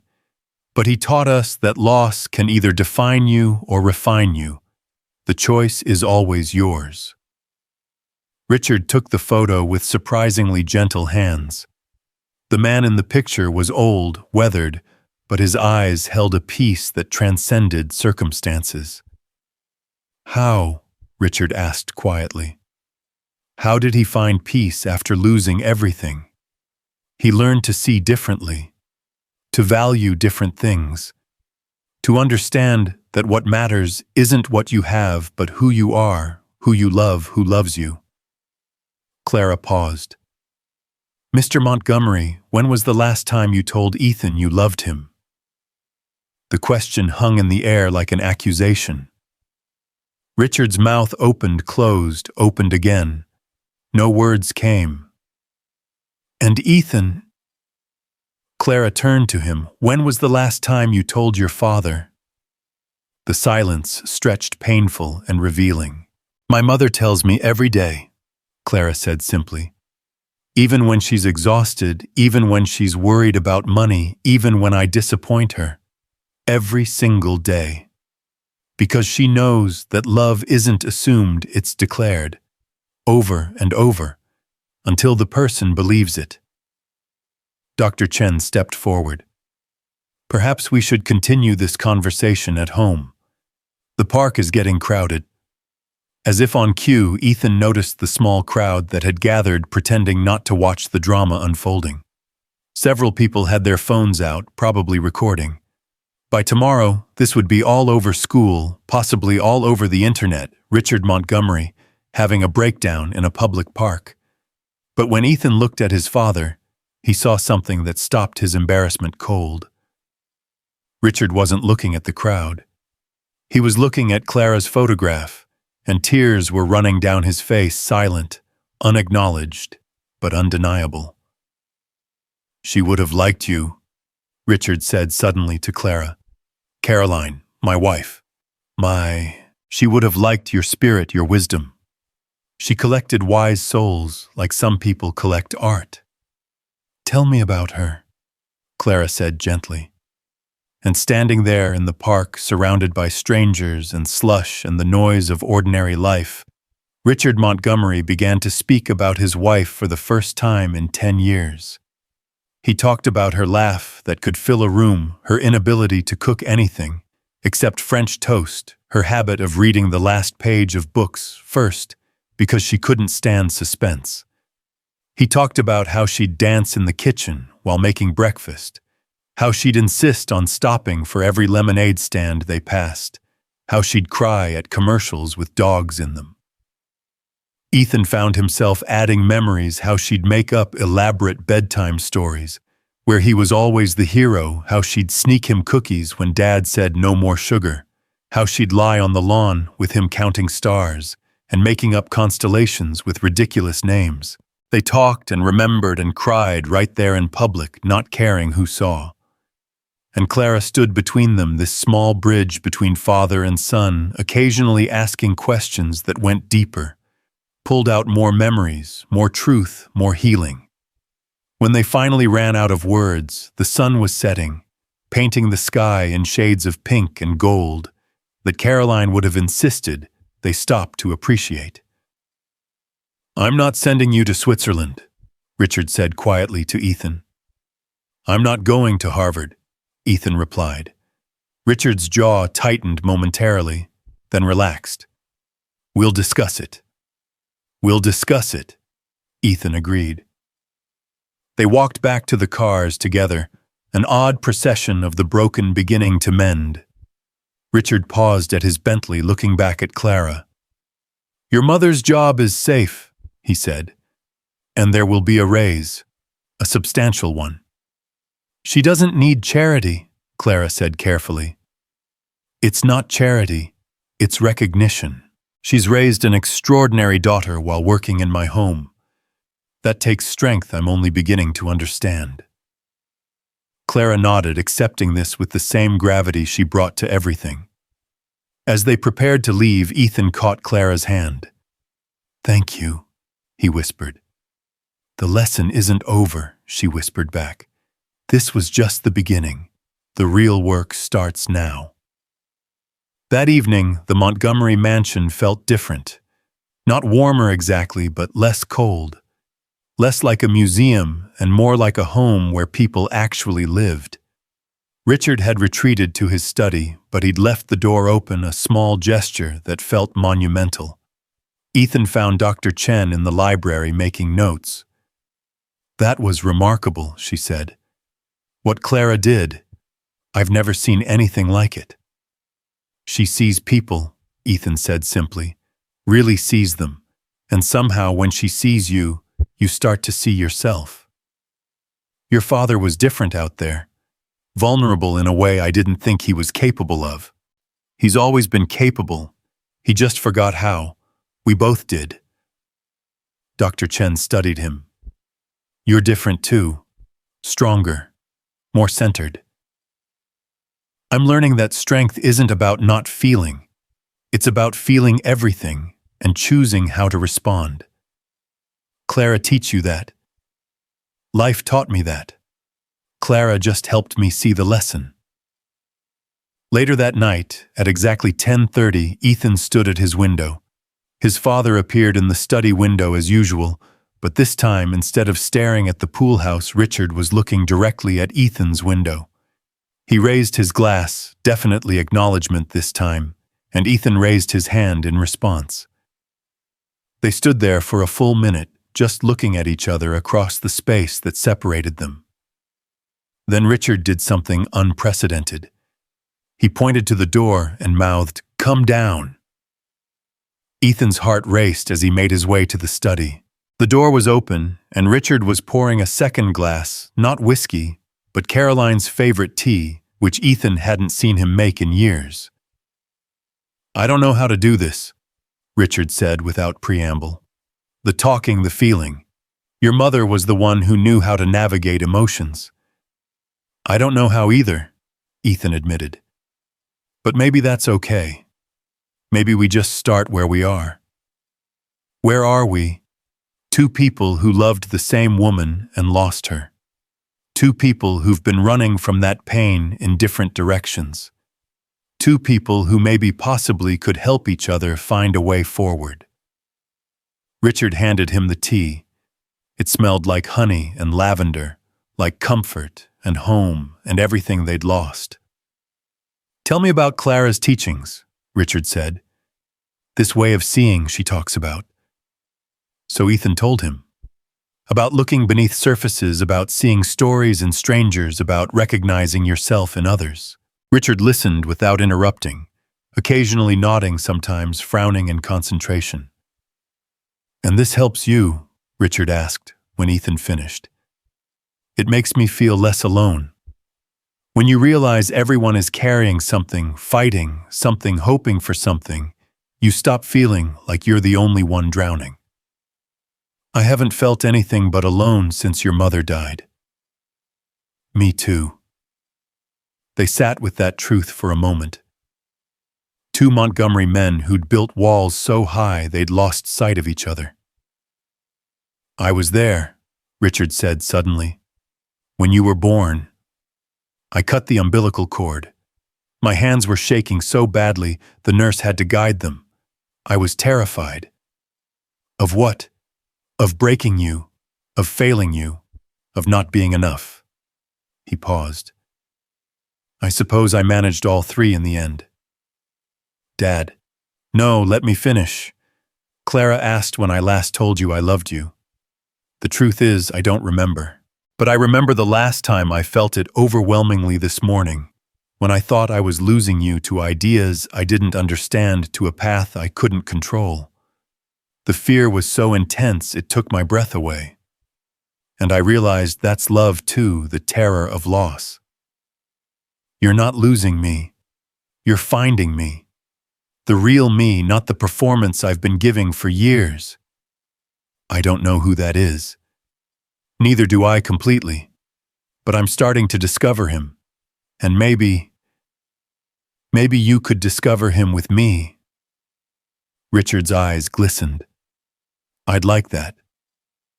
They talked until midnight, then passed it. Not about grades or Harvard or the future, but about memories, fears, hopes that had nothing to do with achievement. Richard told Ethan about his own father, a man so cold he'd never once said he was proud of his son. Ethan told Richard about the weight of expectations, how they'd crushed him until he couldn't breathe. Finally, as the clock struck 2, Richard stood. "I should let you sleep. School tomorrow." "Dad," Ethan called as Richard reached the door. "I love you." Richard froze his hand on the doorframe. When he turned, tears were streaming down his face. "I love you too, son. I've loved you every day of your life. I just forgot how to show it. We can learn together." "Yes," Richard said softly. "We can learn." The next morning brought another surprise. When Ethan came down for breakfast, he found Richard in the kitchen, not the formal dining room, making French toast. "It was the only thing your mother could cook," Richard said by way of explanation. "She taught me once. I'm probably doing it wrong. It was burnt on one side and raw on the other, but Ethan ate every bite." "I've been thinking," Richard said, joining him at the small kitchen table where the staff usually ate, "about Clara's lessons, about seeing. I want to learn too." "Really? Really? I've spent 10 years seeing only what I expected to see: disappointment, failure, loss. Maybe it's time I learned to see what's actually there." That afternoon, Ethan brought his father to the park. Clara was waiting on the bench, her ever-present book in her lap. She showed no surprise at seeing Richard. "Mr. Montgomery," she said formally. "Clara, I owe you an apology. I tried to punish you for helping my son. That was wrong." "You were scared," Clara said simply. "Fear makes people do unfortunate things. You're very understanding for someone so young. Age is just a number. Understanding comes from experience and attention. I pay attention. Will you teach me the way you're teaching Ethan?" Clara studied him for a long moment. "The lessons aren't easy. They require you to see things about yourself you might not want to see. I'm beginning to realize that avoiding those things hasn't worked out well. Then we'll start with the first lesson. Close your eyes." And so Richard Montgomery, billionaire titan of industry man, who'd never taken orders from anyone, closed his eyes and began to learn from an 11-year-old girl how to see the world anew. Over the following weeks, a routine developed. Ethan and Richard would meet Clara in the park after school. She would guide them through exercises in observation, in empathy, in recognition. They watched people and invented their stories, then sometimes Clara would reveal what she knew to be true, showing them how far off their assumptions had been. "That man," she said one day, pointing to a shabby-looking individual sitting alone on a bench. "What do you see?" "Homeless," Richard said immediately. "Down on his luck. Probably addiction issues." "I see sadness," Ethan added. "Loneliness. Defeat." Clara nodded. "His name is Professor Williams. He taught philosophy at Yale until his wife died 2 years ago. He's not homeless, he has a beautiful apartment 3 blocks away. He comes here every day because this is where they used to walk together. He's not addicted to anything except memories." She waved to the man who waved back with a gentle smile. "How do you know all this?" Richard asked. "Because I talked to him. Most people see what they expect and never bother to verify. But everyone has a story, and most people are desperate to tell it if someone would just ask." These lessons began to change both Montgomery men.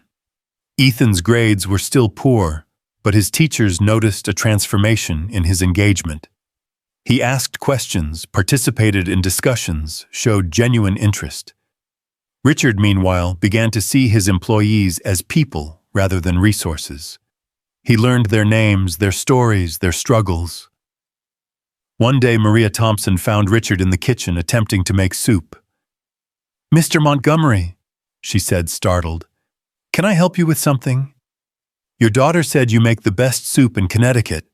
I thought I might learn." Maria's eyes widened. "You want me to teach you to cook, if you're willing.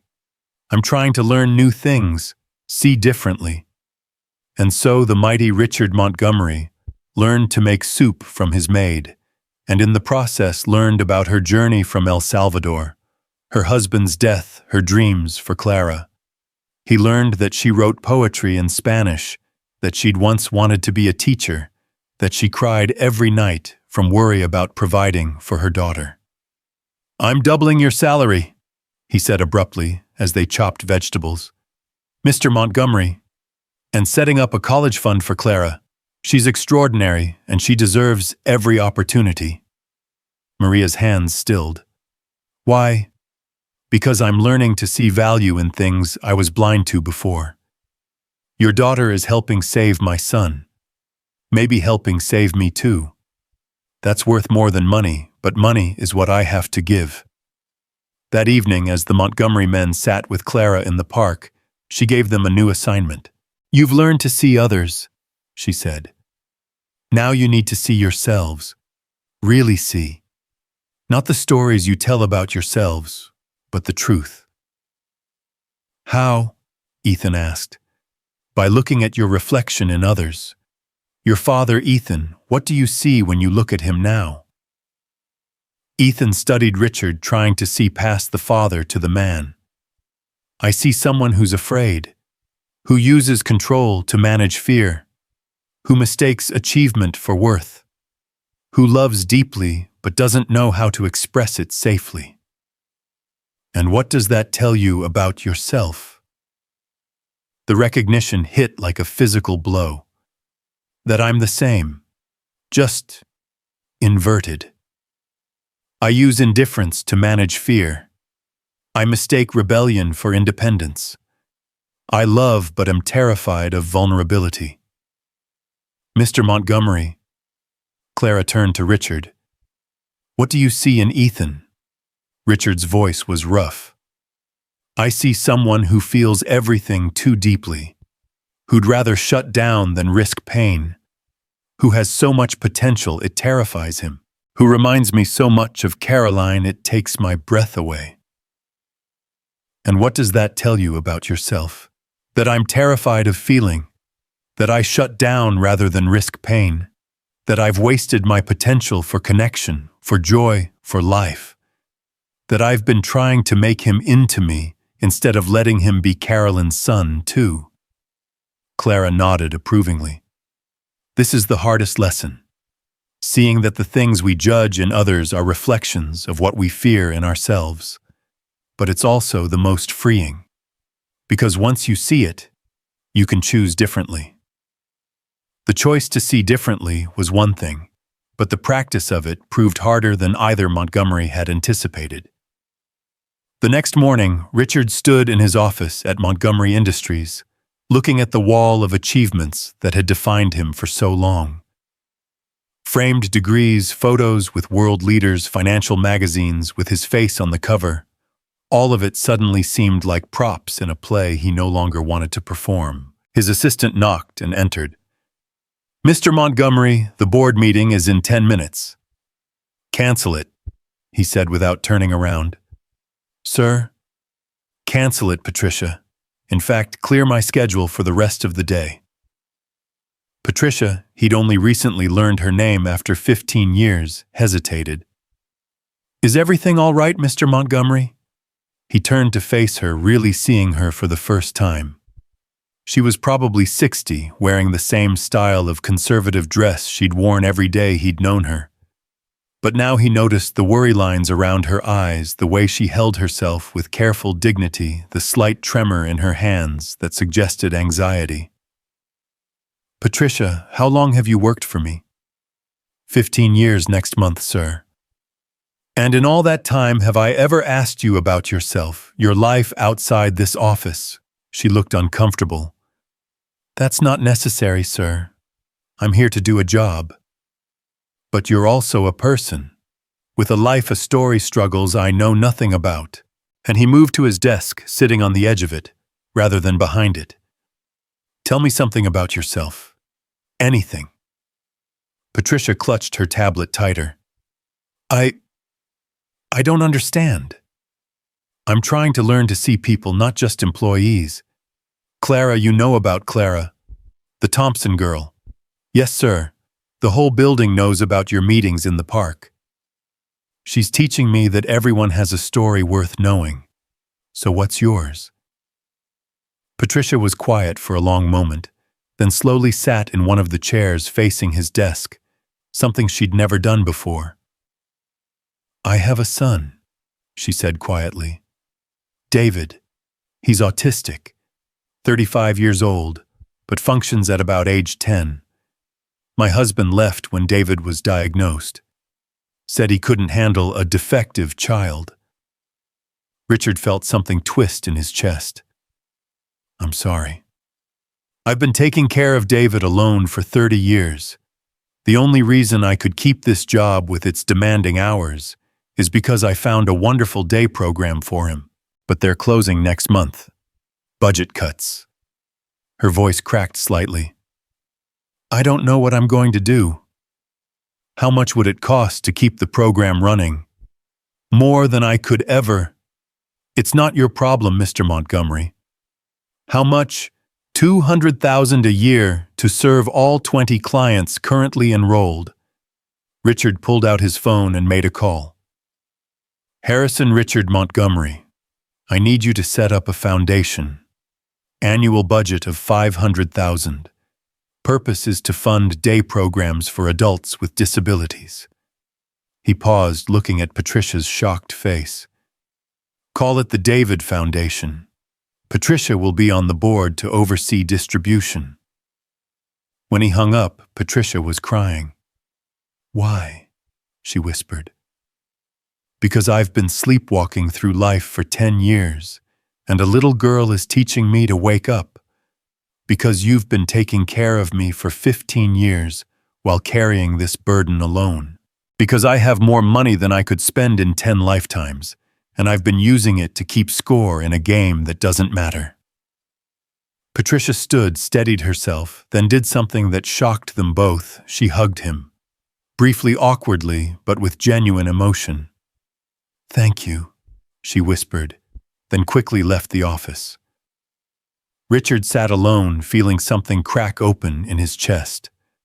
Not pain exactly, but the ache of a limb coming back to life after being numb.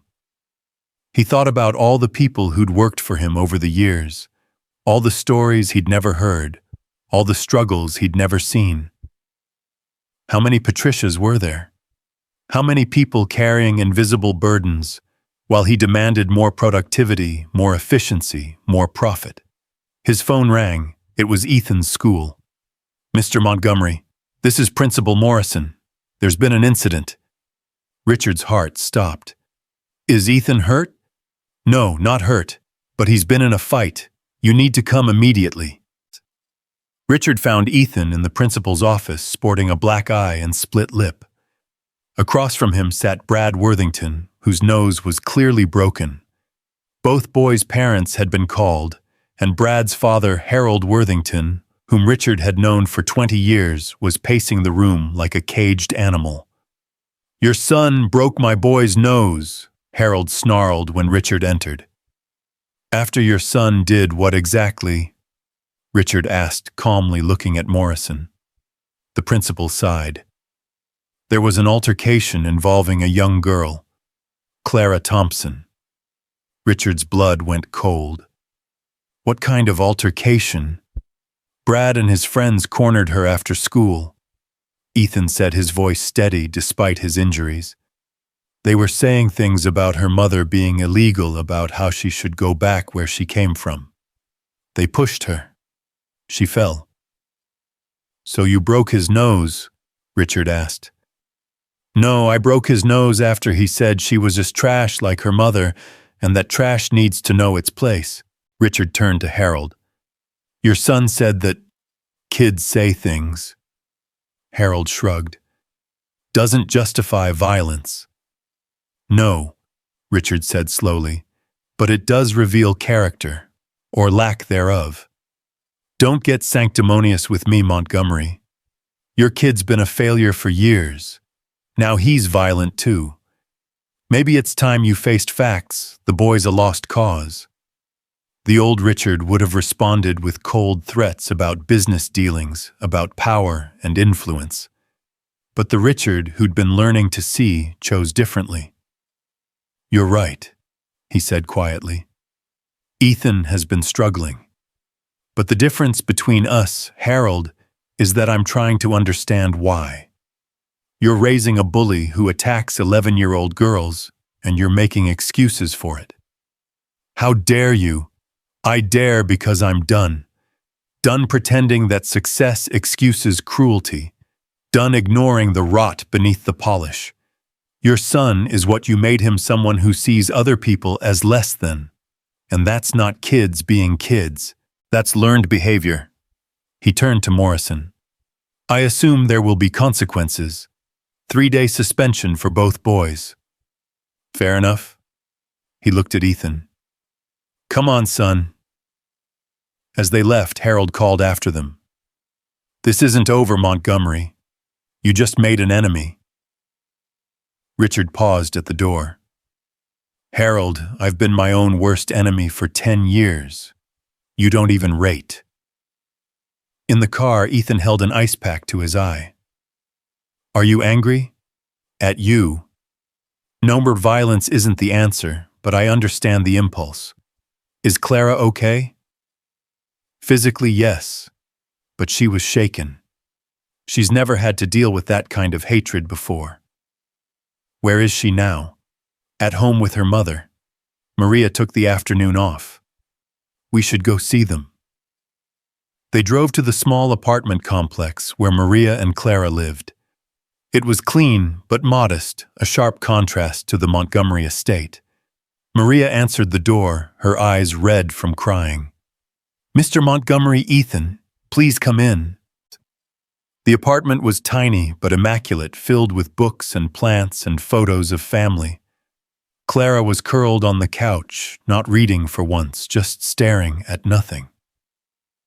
Hey, Ethan said softly, sitting beside her. You okay?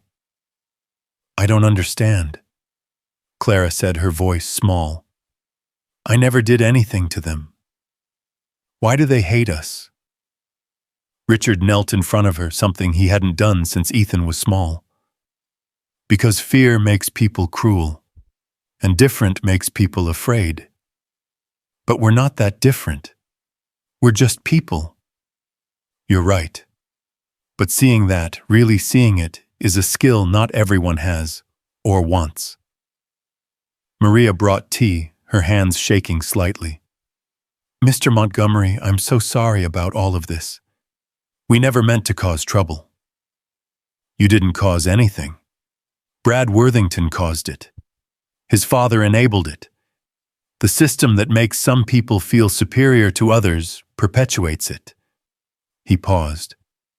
I've been part of that system, benefited from it, but I'm learning to see it differently. That boy, Maria said quietly, he said I was illegal, that I didn't belong here. I've been a citizen for 20 years. I've paid taxes, followed laws, contributed to this community. But to them, I'll always be the immigrant maid. They're wrong, Richard said firmly. You belong here more than the Worthingtons ever will. You've earned your place through work and sacrifice.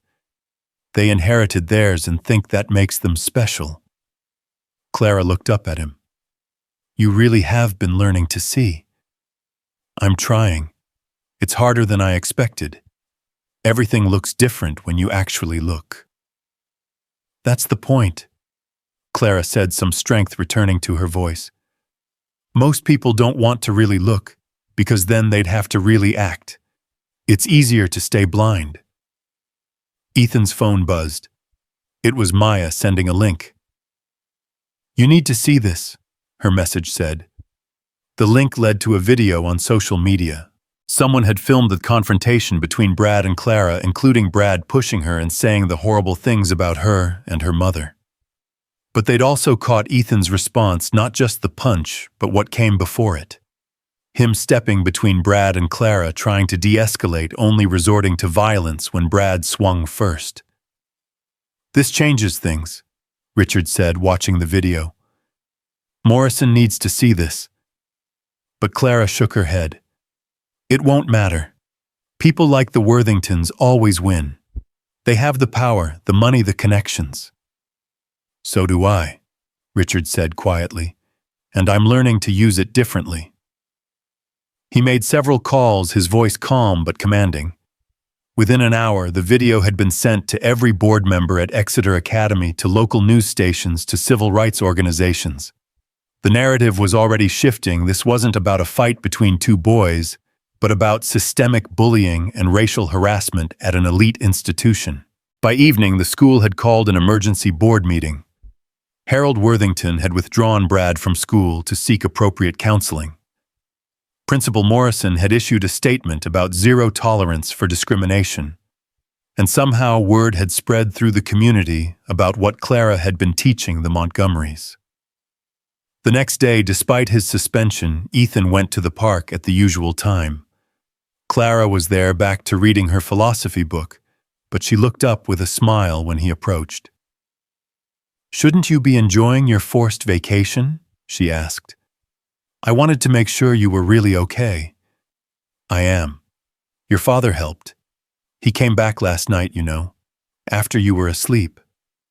"He did. He wanted to know more about my great-grandfather, about how he found peace after losing everything." They talked for 3 hours. Ethan felt that familiar twist of surprise and something else, pride. Maybe his father was changing. Really changing. "What did you tell him?" "The truth. That peace doesn't come from having or not having. It comes from accepting what is while working toward what could be. My great-grandfather lost his land, but kept his dignity. Lost his country, but kept his values. Lost his wealth, but kept his wisdom. And that was enough. It was everything. Because those are the things that can't be taken away, only given away." They sat in comfortable silence for a while, watching the world pass by. Then Clara pulled out a folder from her bag. "I need to tell you something," she said quietly, "about why my mother really came to work for your family." Ethan felt a chill. "What do you mean?" "She came because of my uncle, her brother Roberto. He worked for your father's company 12 years ago. He was accused of corporate espionage, of selling secrets to competitors. Your father destroyed him. Roberto lost everything: his job, his reputation, his family. He killed himself 6 months later." The words hit Ethan like physical blows. "Clara, my mother came to work for your family to understand, to see the man who destroyed her brother. She thought she'd find a monster. Instead, she found a broken family drowning in grief. She stayed because she needed the work, but also because she saw that your father was suffering too. Does my father know? No. And my mother never meant to tell anyone. But I think you need to know. Because there's more." Clara pulled out a bundle of papers from the folder. They were old emails, documents, financial records. "My great-grandfather taught me to see, but he also taught me to seek truth. I've been investigating what really happened to my uncle. These documents prove he was innocent. The real corporate spy was someone else, someone who's still working for your father." Ethan's hands shook as he read through the papers. The evidence was clear, meticulous, damning. The real spy was Harrison Richards' CFO, his most trusted advisor, his friend of 30 years. "How did you get these?" "I learned to see," Remember, to look where others don't, to notice patterns. Harrison made mistakes, small ones, but they added up. I've been collecting evidence for 2 years. 2 years? You were 9 when you started this. I was old enough to know my uncle didn't kill himself because he was guilty. He killed himself because no one believed he was innocent. Ethan stared at the papers, his mind racing. This would destroy his father. Learning that he'd been betrayed by his closest friend, that he'd destroyed an innocent man. We have to tell him, Ethan said. I know, but I'm scared. What if he doesn't believe me? What if he chooses to protect Harrison? He won't. Not the man he's becoming. The old Richard Montgomery might have, but not the one who's learning to see. They went together, arriving at Montgomery Industries, just as Richard was leaving for lunch. He saw them approaching and smiled a real smile that transformed his face. Playing hooky from your suspension, he asked Ethan. Dad, we need to talk. Privately. It's important. Something in Ethan's tone made Richard's smile fade. He led them to his office, closing the door behind them. What's wrong? Clara stepped forward, the folder in her small hands. Mr. Montgomery, I need to tell you something about my uncle, and about Mr. Harrison. She told the story simply, without emotion, laying out the facts like a prosecutor. Richard's face went through a series of changes: confusion, disbelief, horror, and finally, a terrible understanding. He read through every document twice, his hands increasingly unsteady. When he finally looked up, his eyes were wet. Roberto Ramirez, he said quietly. I remember him. Brilliant programmer. Quiet. Dedicated. I destroyed him. You were deceived, Clara said gently. Harrison manufactured the evidence. He was selling the secrets himself and needed someone to blame. But I should have looked deeper, should have questioned. Instead, I just accepted what Harrison told me. Richard's voice broke. An innocent man is dead because I was too blind to see the truth. You can't change the past, Clara said, but you can correct the record. You can restore my uncle's name. You can stop Harrison from doing this to anyone else. Richard nodded slowly, then picked up his phone. Security, I need you to lock down Harrison's office. No one in or out. And call the FBI. Tell them we have evidence of corporate espionage. He made several more calls, setting things in motion with the efficiency that had built his empire. But when he was done, he didn't look like a titan of industry. He looked like a man carrying the weight of an unforgivable mistake. Your mother, he said to Clara. She knew. She suspected, but she had no proof, and she needed the job. All these years she's been serving the man who destroyed her brother. How did she stand it? By seeing you as you really were, not a monster, but a man trapped in his own grief, making decisions from a place of pain. She forgave you before you knew you needed forgiveness. Richard broke down, then sobbing in a way Ethan had never seen. Not even when Carolyn died had he cried like this, deep, wrenching sobs that seemed to come from the very core of him. Clara moved to him, this tiny girl comforting a giant of industry. My great-grandfather used to say that we all carry crimes we didn't mean to commit. The test isn't whether we make mistakes, but what we do when we learn about them. I'll make it right, Richard whispered. I'll restore Roberto's name. I'll make sure his family, your family, is compensated. We don't want your money, Clara said gently. We want the truth to be known. We want my uncle's children to know their father was innocent. That's all. By evening, Harrison had been arrested. The FBI found evidence of ongoing espionage, millions in offshore accounts, a trail of deception spanning more than a decade. The news was all over the business channels. Richard Montgomery's right-hand man exposed as a corporate spy. But Richard wasn't watching the news. He was sitting in Maria Thompson's small apartment face to face with the woman who'd been serving him for 12 years, knowing what he'd done to her family. "I'm sorry," he said simply. "It's not enough, will never be enough, but I'm so deeply sorry."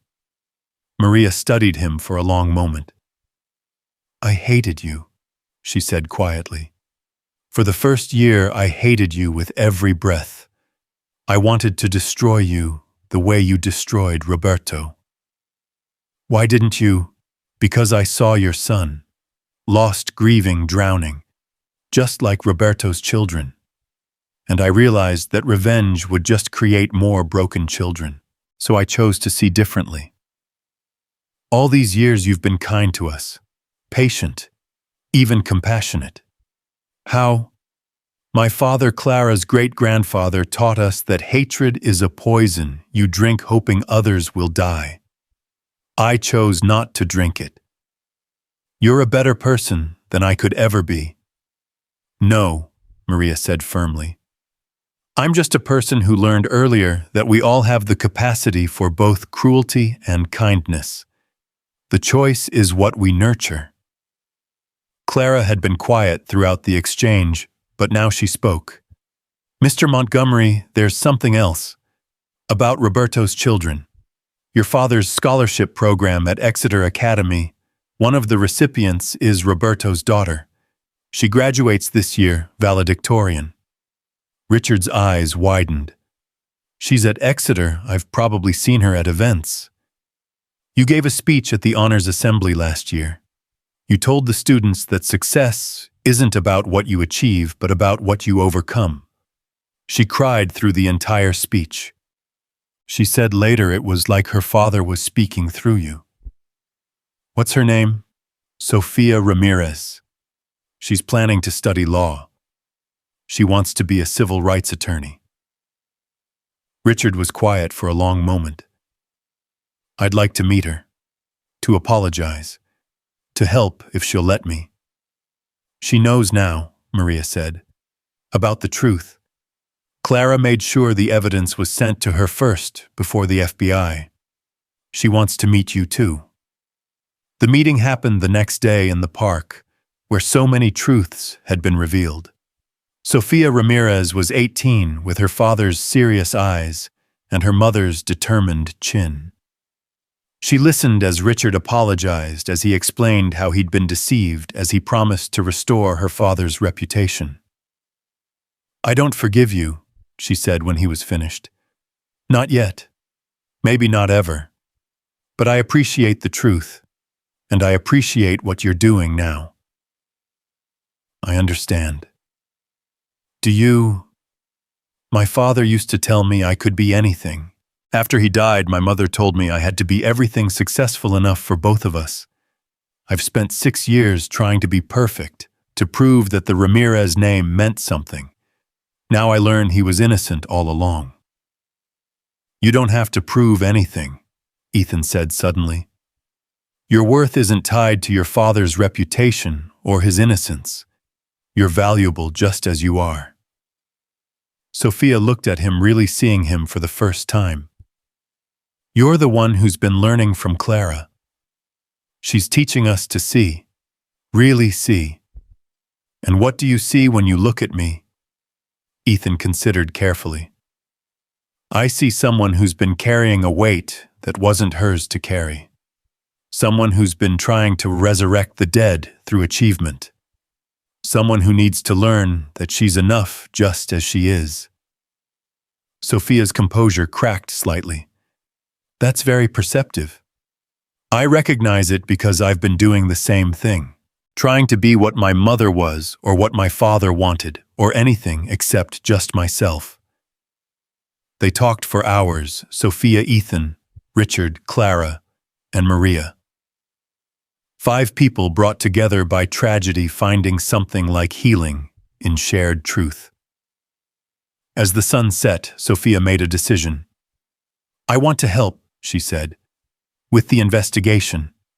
There might be other victims of Harrison's schemes, other innocent people who were blamed. We should find them. That could take months, Richard warned. Maybe years.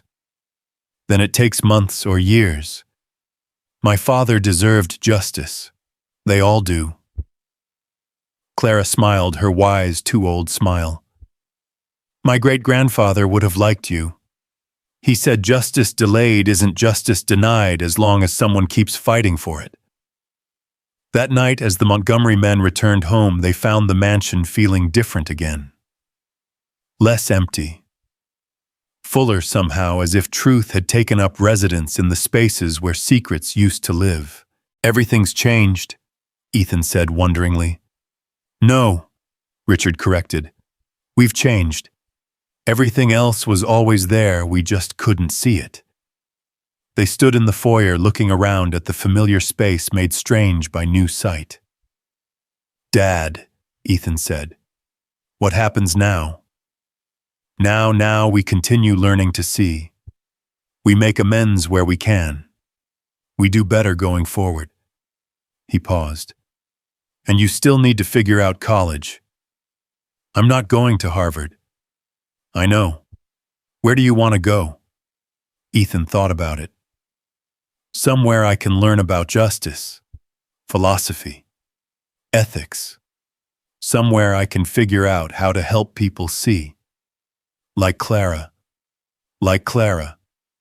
Richard smiled that new real smile that transformed him from Titan to father. Then that's what you'll do, on your own terms, as yourself. They went to their separate rooms, but later at 10:30 they met at their windows. No whiskey this time, no distance. Richard opened his window and called across the space. I love you, son. I love you too, Dad. Simple words, but weighted with everything they'd learned, everything they'd lost and found. In the servants' quarters, Clara watched from her small window and smiled. The seeds were growing. The frozen ground was thawing. Spring would come as it always did to those who learned how to see it approaching. Spring arrived early that year, melting the last stubborn patches of snow and revealing the green shoots that had been waiting beneath. The Montgomery estate's gardens, neglected for years, except for basic maintenance, suddenly became Richard's obsession. He could be found there most mornings before work, kneeling in the dirt, beside Maria learning about soil and seeds, and the patience required for growth. You don't have to do this yourself, Mr. Montgomery, Maria said one morning as they planted tomatoes. You have gardeners. I've had other people do everything for me for too long, Richard replied, his hands deep in the earth. I want to understand how things actually grow. It had been 3 months since Harrison's arrest, since the truth about Roberto Ramirez had been revealed. The investigation Sophia had insisted on had uncovered 4 more victims of Harrison's schemes, innocent employees whose lives had been destroyed to cover his tracks. Richard had personally apologized to each family, restored reputations, provided compensation. But more than that, he'd begun to transform Montgomery Industries from within. Dad, you're going to be late, Ethan called from the patio. He was dressed for school his last week before graduation, but he looked different than he had 6 months ago, alive, present. His grades had recovered enough for him to graduate, though Harvard was no longer even a consideration. He'd been accepted to a small liberal arts college in Vermont, where he planned to study philosophy and education. 5 more minutes, Richard called back carefully, placing a seedling in the ground. Maria's teaching me about companion planting. Did you know that certain plants help each other grow? Tomatoes and basil, for instance? They protect each other from pests. Ethan smiled, his father, the billionaire CEO, covered in dirt and excited about tomatoes. Clara's influence had spread far beyond what any of them had expected. Speaking of Clara, she appeared beside Ethan, ready for school, but carrying something carefully in her hands. Mr. Montgomery, she called. I have something for you. Richard stood brushing dirt from his knees and approached them. Clara held out a small, worn leather journal. This was my great-grandfather's, she said. His thoughts on seeing, on living, on finding peace. It's in Spanish, but my mother translated it. He would have wanted you to have it. Richard took the journal with reverent hands.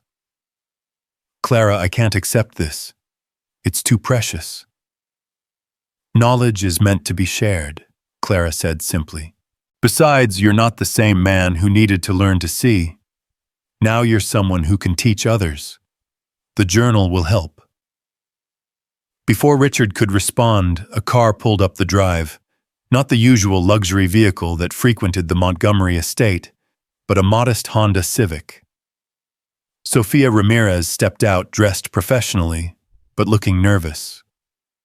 I'm sorry to come so early, she said, but I have news about the investigation. They gathered in the kitchen, a space that had seen more use in the past 3 months than in the previous 10 years. Richard made coffee while Sofia spread documents on the table.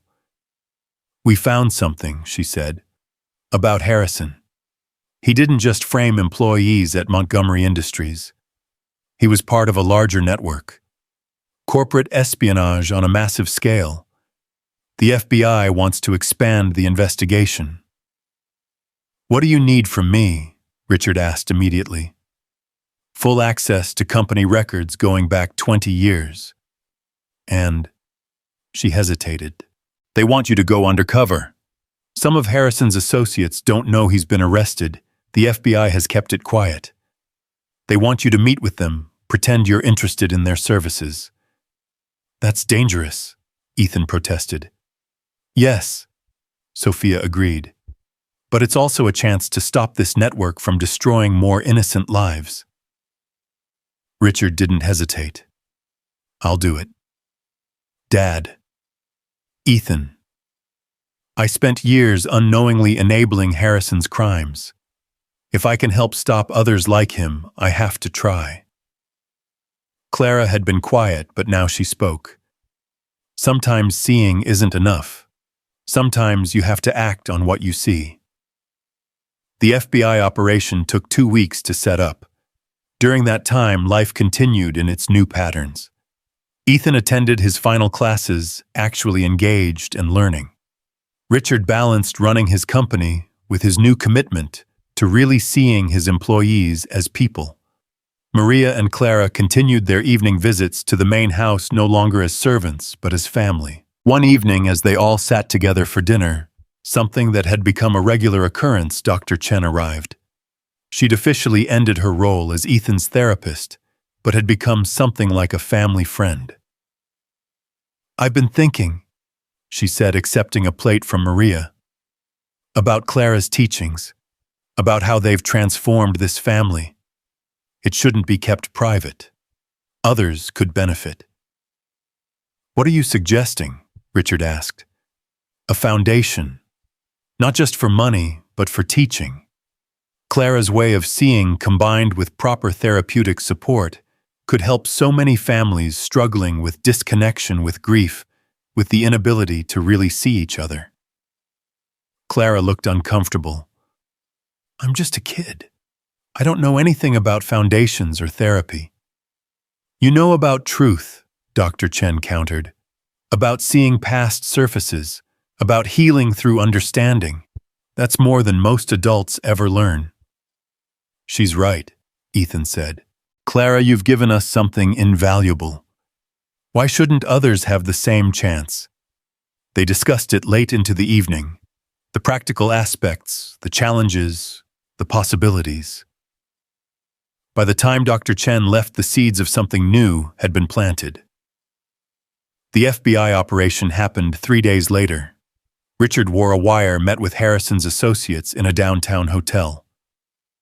The conversation was careful coded, but Richard played his part perfectly, the ruthless businessman willing to do anything for an edge. When they offered him stolen corporate secrets from a competitor, he accepted, giving the FBI everything they needed. The arrests made national news. Montgomery heir helps FBI bust corporate espionage ring, read the headlines.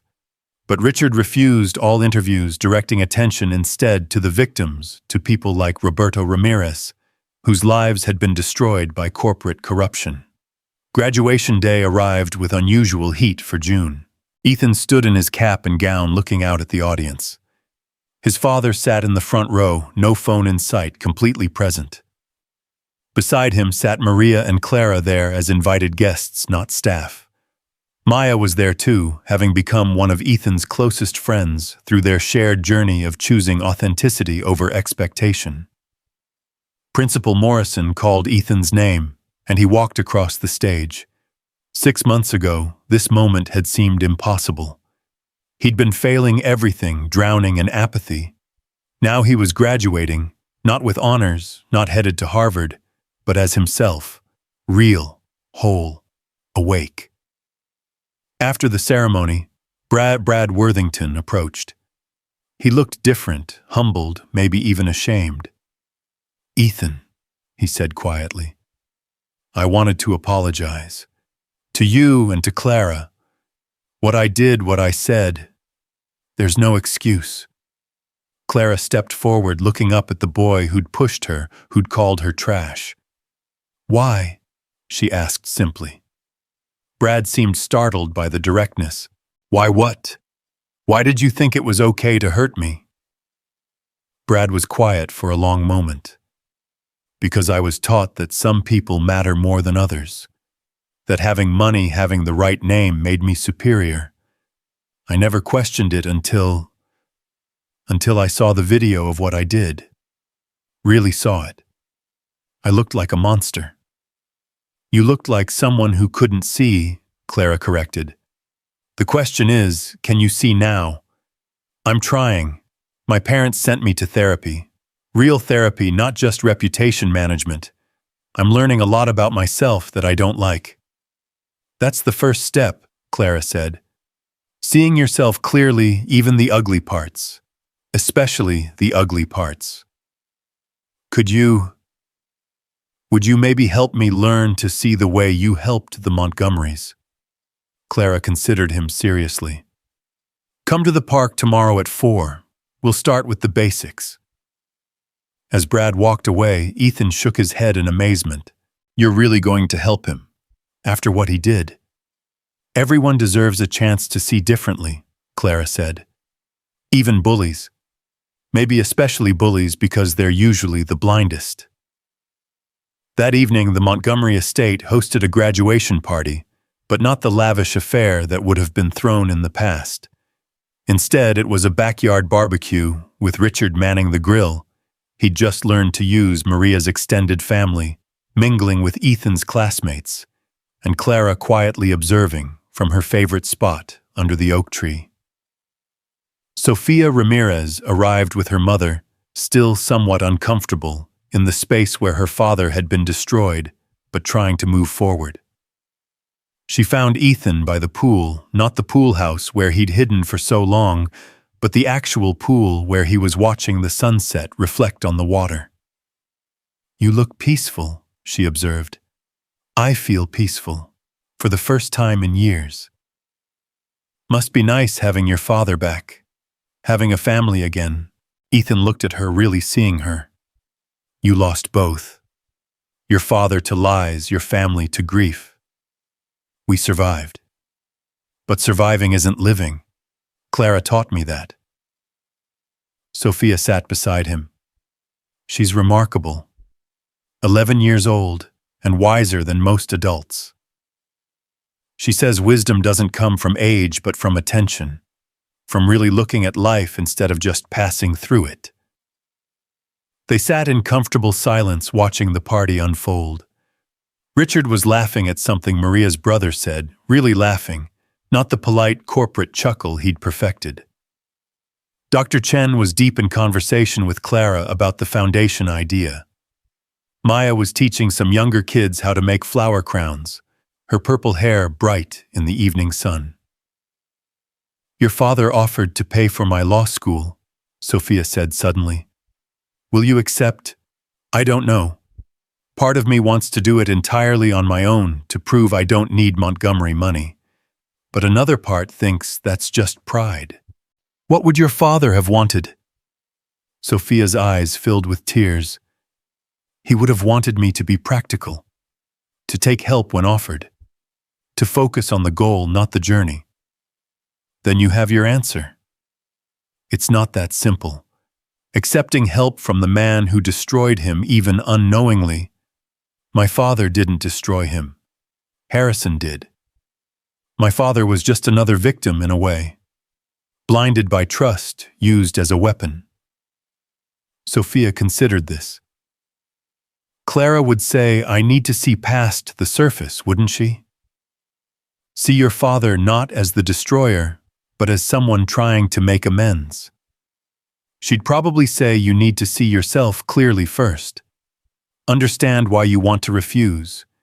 Is it honor or is it pride? Is it justice or is it revenge? When did you become so wise? I'm not wise, I'm just learning to see. As the evening progressed, Clara found herself surrounded by people wanting to understand her gift. She tried to explain in her serious 11-year-old way that it wasn't magic or genius. Everyone can see, she insisted. But most people are afraid to look, really look, because when you see clearly, you can't pretend anymore. You can't ignore suffering. You can't justify cruelty. You have to act. But how do you start? Asked one of Ethan's classmates. Clara thought for a moment. Close your eyes. Several people did, feeling slightly silly. Now think about the last person who served you food. At a restaurant, at home, anywhere. Can you picture their face? Most shook their heads. That's where you start. By seeing the invisible people. The ones who make your life possible but whom you never really notice. Learn their names, their stories, their struggles. Once you start seeing them, you can't stop. The vision spreads. Richard had been listening from nearby. She's right, he said. I ran a company for 20 years without knowing anything real about the people who worked for me. Now I know that Patricia's son loves trains, that Marcus in accounting writes poetry, that Jennifer in legal is caring for her dying mother. Seeing them as people instead of positions has changed everything. Has it made the company less profitable? Someone asked. Actually, no. Productivity is up. Turnover is down. When people feel seen, valued, they give their best. But even if profits had suffered, it would be worth it. Some things matter more than money. The boy who'd asked looked skeptical. He was Harold Worthington's nephew. But before he could argue, Clara spoke again. Mr. Montgomery lost money when he exposed Harrison. Lost clients who were complicit. Lost partnerships with companies that didn't want scrutiny. But what did he gain? Richard answered without hesitation. My son, my soul, my purpose. Things I didn't even know I'd lost until I found them again. As the party wound down, Ethan found himself alone with Clara by the oak tree. The stars were coming out faint but visible despite the light pollution. Thank you, he said simply. For what? For seeing me when I couldn't see myself. For believing there was light in me when all I felt was darkness. The light was always there. You just needed someone to point it out. What about you who points out your light? Clara smiled. You do. Your father does. My mother. Every person who learns to see and then teaches others. That's how light spreads. You're 12 next month. Yes. Most 12-year-olds are worried about middle school and social media. I worry about those things too. But I also worry about bigger things. About all the people walking around blind, bumping into each other, causing pain they don't mean to cause. That's a big burden for someone so young. It's not a burden. It's a purpose. My great-grandfather said everyone needs a purpose bigger than themselves. Otherwise, we get lost in our own small problems. Ethan thought about his own small problems that had once seemed so large, grades, expectations, the predetermined life he'd been resisting. They seemed insignificant now compared to the work of helping others see. The foundation Dr. Chen suggested, he said. I want to be part of it. Not just financially, but actually involved, teaching what you taught me. You're going to college in Vermont. I can work on it during breaks and after graduation. Clara, you've given me something to build a life around. Not my father's empire, not my mother's memory, but my own purpose. Before Clara could respond, Maria called to her. It was late time to go home. As they prepared to leave, Richard stopped them. I've been thinking, he said to Maria. This arrangement, you working here, living in that small apartment, it doesn't feel right anymore. Maria's face went pale. Mr. Montgomery, if you're letting us go. No, the opposite. I want to offer you a position, not as a maid, but as the head of the new foundation. You understand Clara's teachings better than anyone. You've lived them, and... He paused, seeming to gather courage. You've become family, both of you. Maria's eyes filled with tears. I don't have the education for such a position. You have something better, experience, wisdom, and Clara as your daughter. We'll provide whatever training you need, but the heart of it, the understanding of how to see and help others see you, already have that. And, Ethan added, there's a guest house on the property. It's been empty since my grandmother died. It could be yours. No rent, just home. Clara and Maria looked at each other, a lifetime of communication in that glance. We'll think about it, Maria said carefully. It's a big change. Take all the time you need, Richard said. The offer stands. As their car pulled away, Richard and Ethan stood together in the driveway, watching the taillights disappear. Everything's different now, Ethan said. Everything's the same, Richard corrected. We're just seeing it clearly for the first time. They walked back toward the house, but Ethan stopped at the pool, looking at his reflection in the dark water. I used to think about drowning, he said quietly. Not actively planning it, but the idea of just sinking, letting go, it seemed peaceful. Richard tensed beside him. Ethan, I don't think that anymore. Now I think about swimming, about teaching others to swim, about making sure no one drowns alone in their own darkness. That's the difference Clara made. That's the difference seeing made. She just showed me how to open my eyes. They stood there for a moment, father and son, looking at their reflections side by side. Not the titans of industry they were supposed to be, not the grieving shadows they had been, but simply two people learning to see. A week later, Maria and Clara moved into the guest house. It was a modest place by Montgomery standards, but a palace compared to their apartment. Clara immediately claimed the sunroom as her reading space, filling it with books and plants and the kind of quiet wisdom that had transformed so many lives. The foundation was officially established a month later. The Seeing Eye Foundation, not for the blind, but for those who had sight but couldn't see. Dr. Chen developed the therapeutic framework, Maria provided the practical wisdom, and Clara, despite her youth, became the philosophical heart of the organization. Their first clients were unexpected Harold Worthington and his son Brad.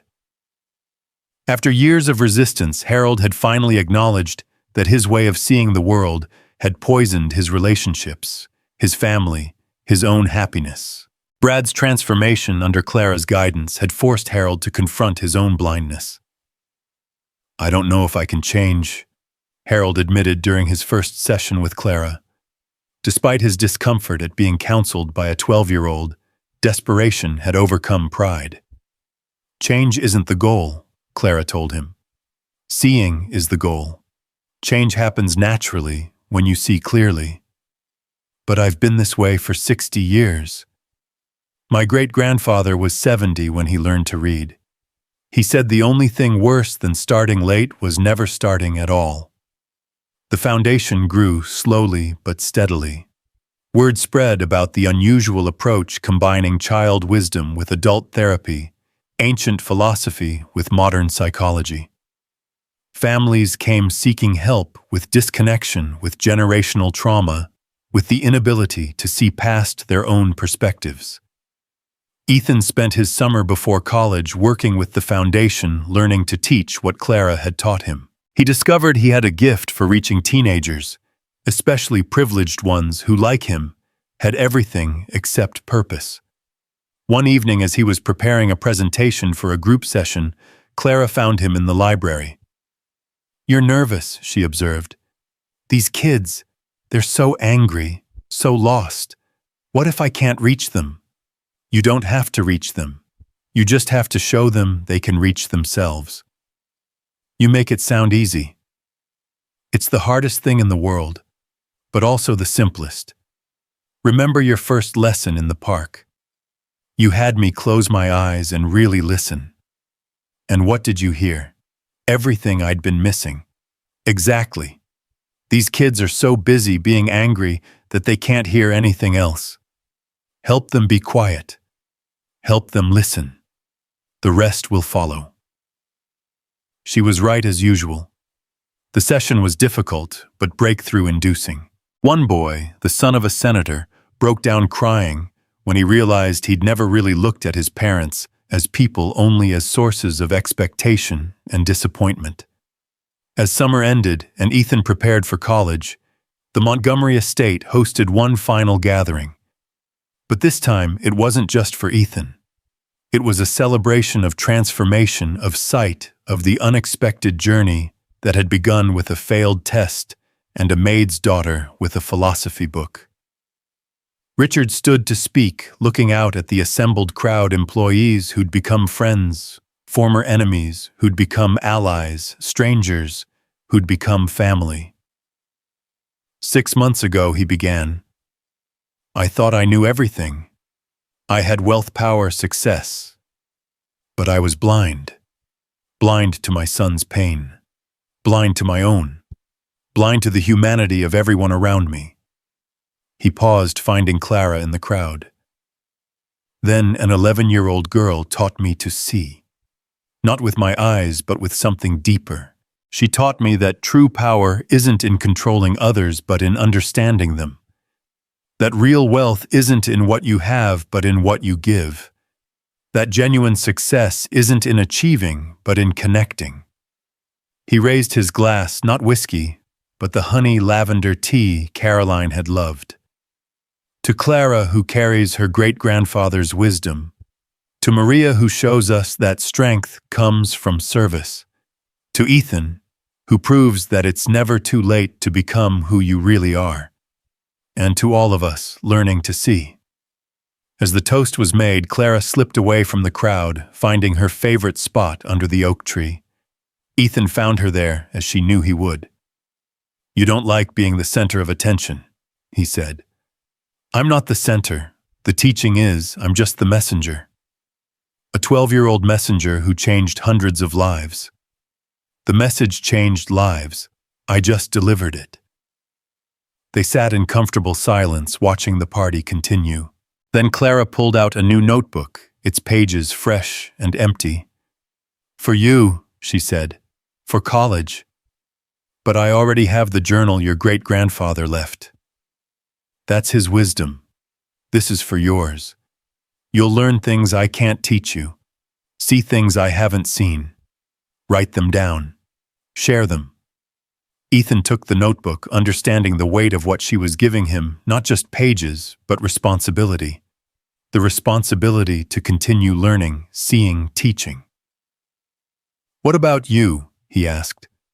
"What's next for the wisest 12-year-old in Connecticut?" Clara smiled. "Middle school, algebra, maybe the school play, normal 12-year-old things. And the foundation will continue with or without me. That's how real teaching works. It spreads beyond the teacher. As the evening wound down, as guests departed and the estate settled into quiet, the Montgomerys and Thompsons gathered in the kitchen one last time before Ethan's departure for college. "I'm proud of you," Richard told his son. "Not for the grades or the college or any of that. For becoming yourself." "I'm proud of you too, Dad, for learning to see past success to significance." Maria had prepared Ethan's favorite meal, and they ate together like the family they'd become. Not bound by blood, but by something stronger, shared transformation, mutual, seeing the choice to be real with each other.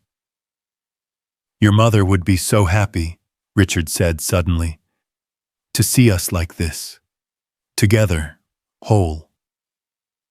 "She is happy," Clara said with quiet certainty. "Not was, is. Because the people we love never really leave. They live on in how we see, how we love, how we choose to be in the world." "That's beautiful, Mija," Maria said, touching her daughter's hand. "It's what great-grandfather said when Papa died. That death only wins if we stop carrying the dead forward. But when we live their lessons, love with their love, see with their sight, they remain alive in the most important way." The next morning, as Ethan loaded his car for college, the entire household gathered to see him off. Dr. Chen was there, Principal Morrison Maya, with her purple hair now streaked with blue, even Sophia Ramirez, who'd become something like a sister through their shared journey of reclamation. But it was Clara who had the last word. As Ethan hugged her goodbye, she whispered something her great-grandfather had told her the day before he died. "The power to change the world lies not in wealth or titles or achievement. It lies in teaching the next generation how to see. You've learned to see. Now go and teach others." Ethan drove away with tears in his eyes, but they weren't tears of sadness. They were tears of recognition that a chapter was ending, yes, but a larger story was just beginning. The story of sight spreading like light, one person at a time, one truth at a time, one moment of clear seeing at a time. Behind him, the Montgomery estate stood transformed, not in its structure, but in its spirit. Where once it had been a monument to isolation and achievement, it was now a beacon of connection and understanding.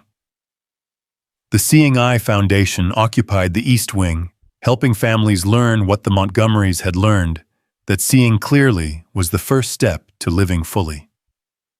Richard returned to his company with new eyes, implementing policies that prioritized humanity over profit. He lost some shareholders but gained something invaluable. Employees who were invested not just in their jobs but in the mission of business as a force for good. Maria managed the foundation with a combination of practical wisdom and deep compassion, helping hundreds of families bridge the gaps that blindness had created. Her poetry, once hidden, now graced the foundation's publications, offering hope in Spanish and English to those struggling to see. And Clara continued to grow, to learn to teach in her quiet, profound way. But she also allowed herself to be 12, to giggle with friends, to struggle with algebra, to discover that wisdom didn't mean having all the answers, it meant knowing how to look for them. The local news picked up the story, then national outlets.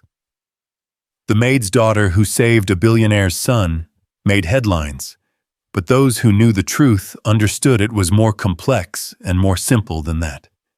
It wasn't about saving, but about seeing. Not about a maid's daughter or a billionaire's son, but about human beings recognizing their shared humanity. A year later, when Ethan returned for winter break, he found the park bench where it all began. Clara was there, of course, now 13, and somehow both more mature and more childlike. She was teaching a group of kids from the local public school, all from backgrounds like hers, children of immigrants, of service workers, of the invisible people who kept the world running. The first lesson, she was saying as Ethan approached, is that everyone has a light inside them.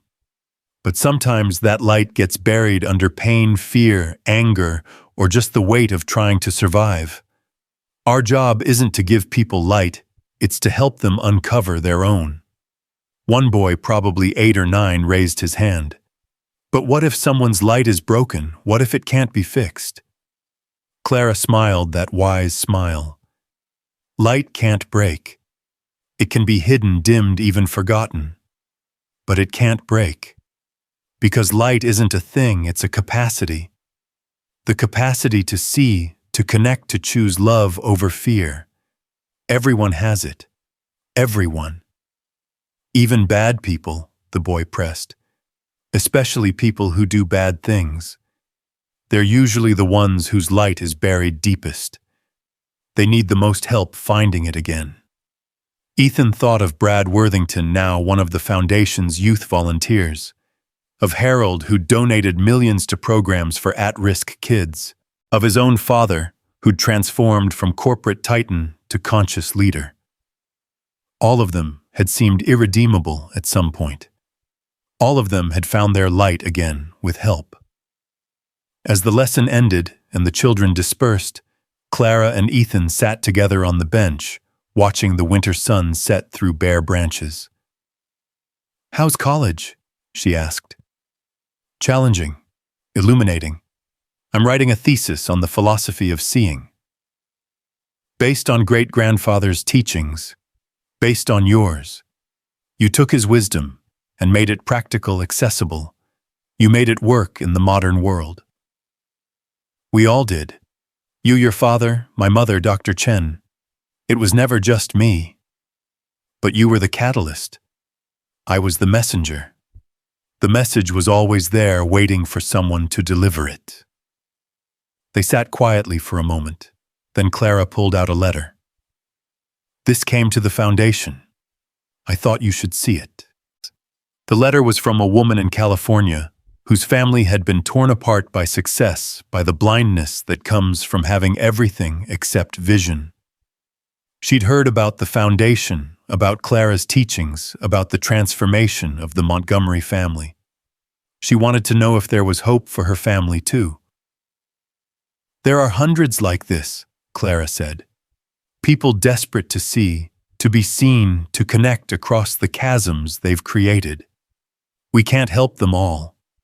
No, but we can teach some and they can teach others, and eventually—" She spread her hands like seeds scattering, the seeing spreads.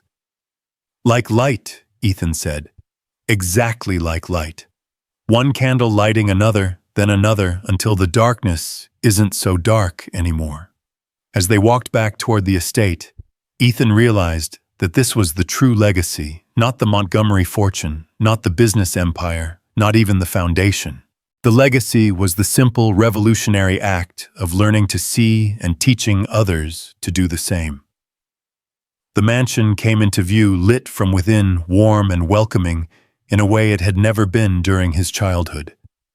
Through the windows, he could see his father in the kitchen, with Maria laughing over some cooking disaster. Dr. Chen was in the library with a new family, beginning the journey towards sight. The Foundation staff worked late planning programs, writing curricula, spreading the message that had started with one wise farmer in Mexico and found its way through his great-granddaughter to a broken family in Connecticut. "Your great-grandfather," Ethan said suddenly. "Do you think he knew how far his wisdom would travel?" Clara considered this.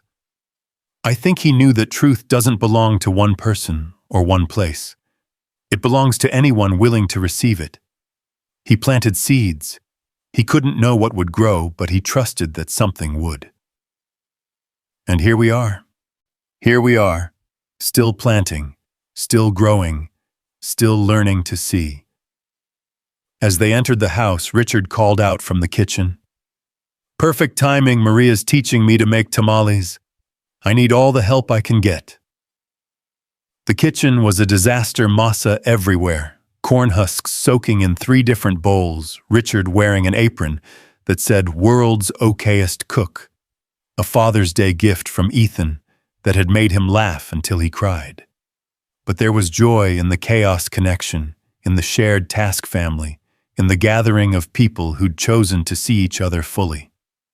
"Tell me again why we're folding them this way," Richard asked Maria. "Because that's how my mother taught me, and her mother taught her. Some things you don't change, you just pass them on." "Like wisdom," Clara added. "Like love," Ethan said. "Like the ability to see," Richard concluded. They worked together late into the evening, making far too many tamales for one family, but perfect for sharing with the foundation's clients, the staff, the neighbors who'd become friends. As they worked, they talked about the past, the future, the present moment that held them all together. Outside, snow began to fall again, covering the world in fresh white. But inside the Montgomery house there was warmth and light, and the kind of sight that penetrates all darkness. The hollow air had found his substance. The maid's daughter had shared her wisdom. The broken family had learned to heal. And somewhere Ethan was certain Carolyn Montgomery and Roberto Ramirez and Clara's great-grandfather were watching, satisfied that their legacies lived on, not in monuments or money, but in the simple revolutionary act of teaching others how to see.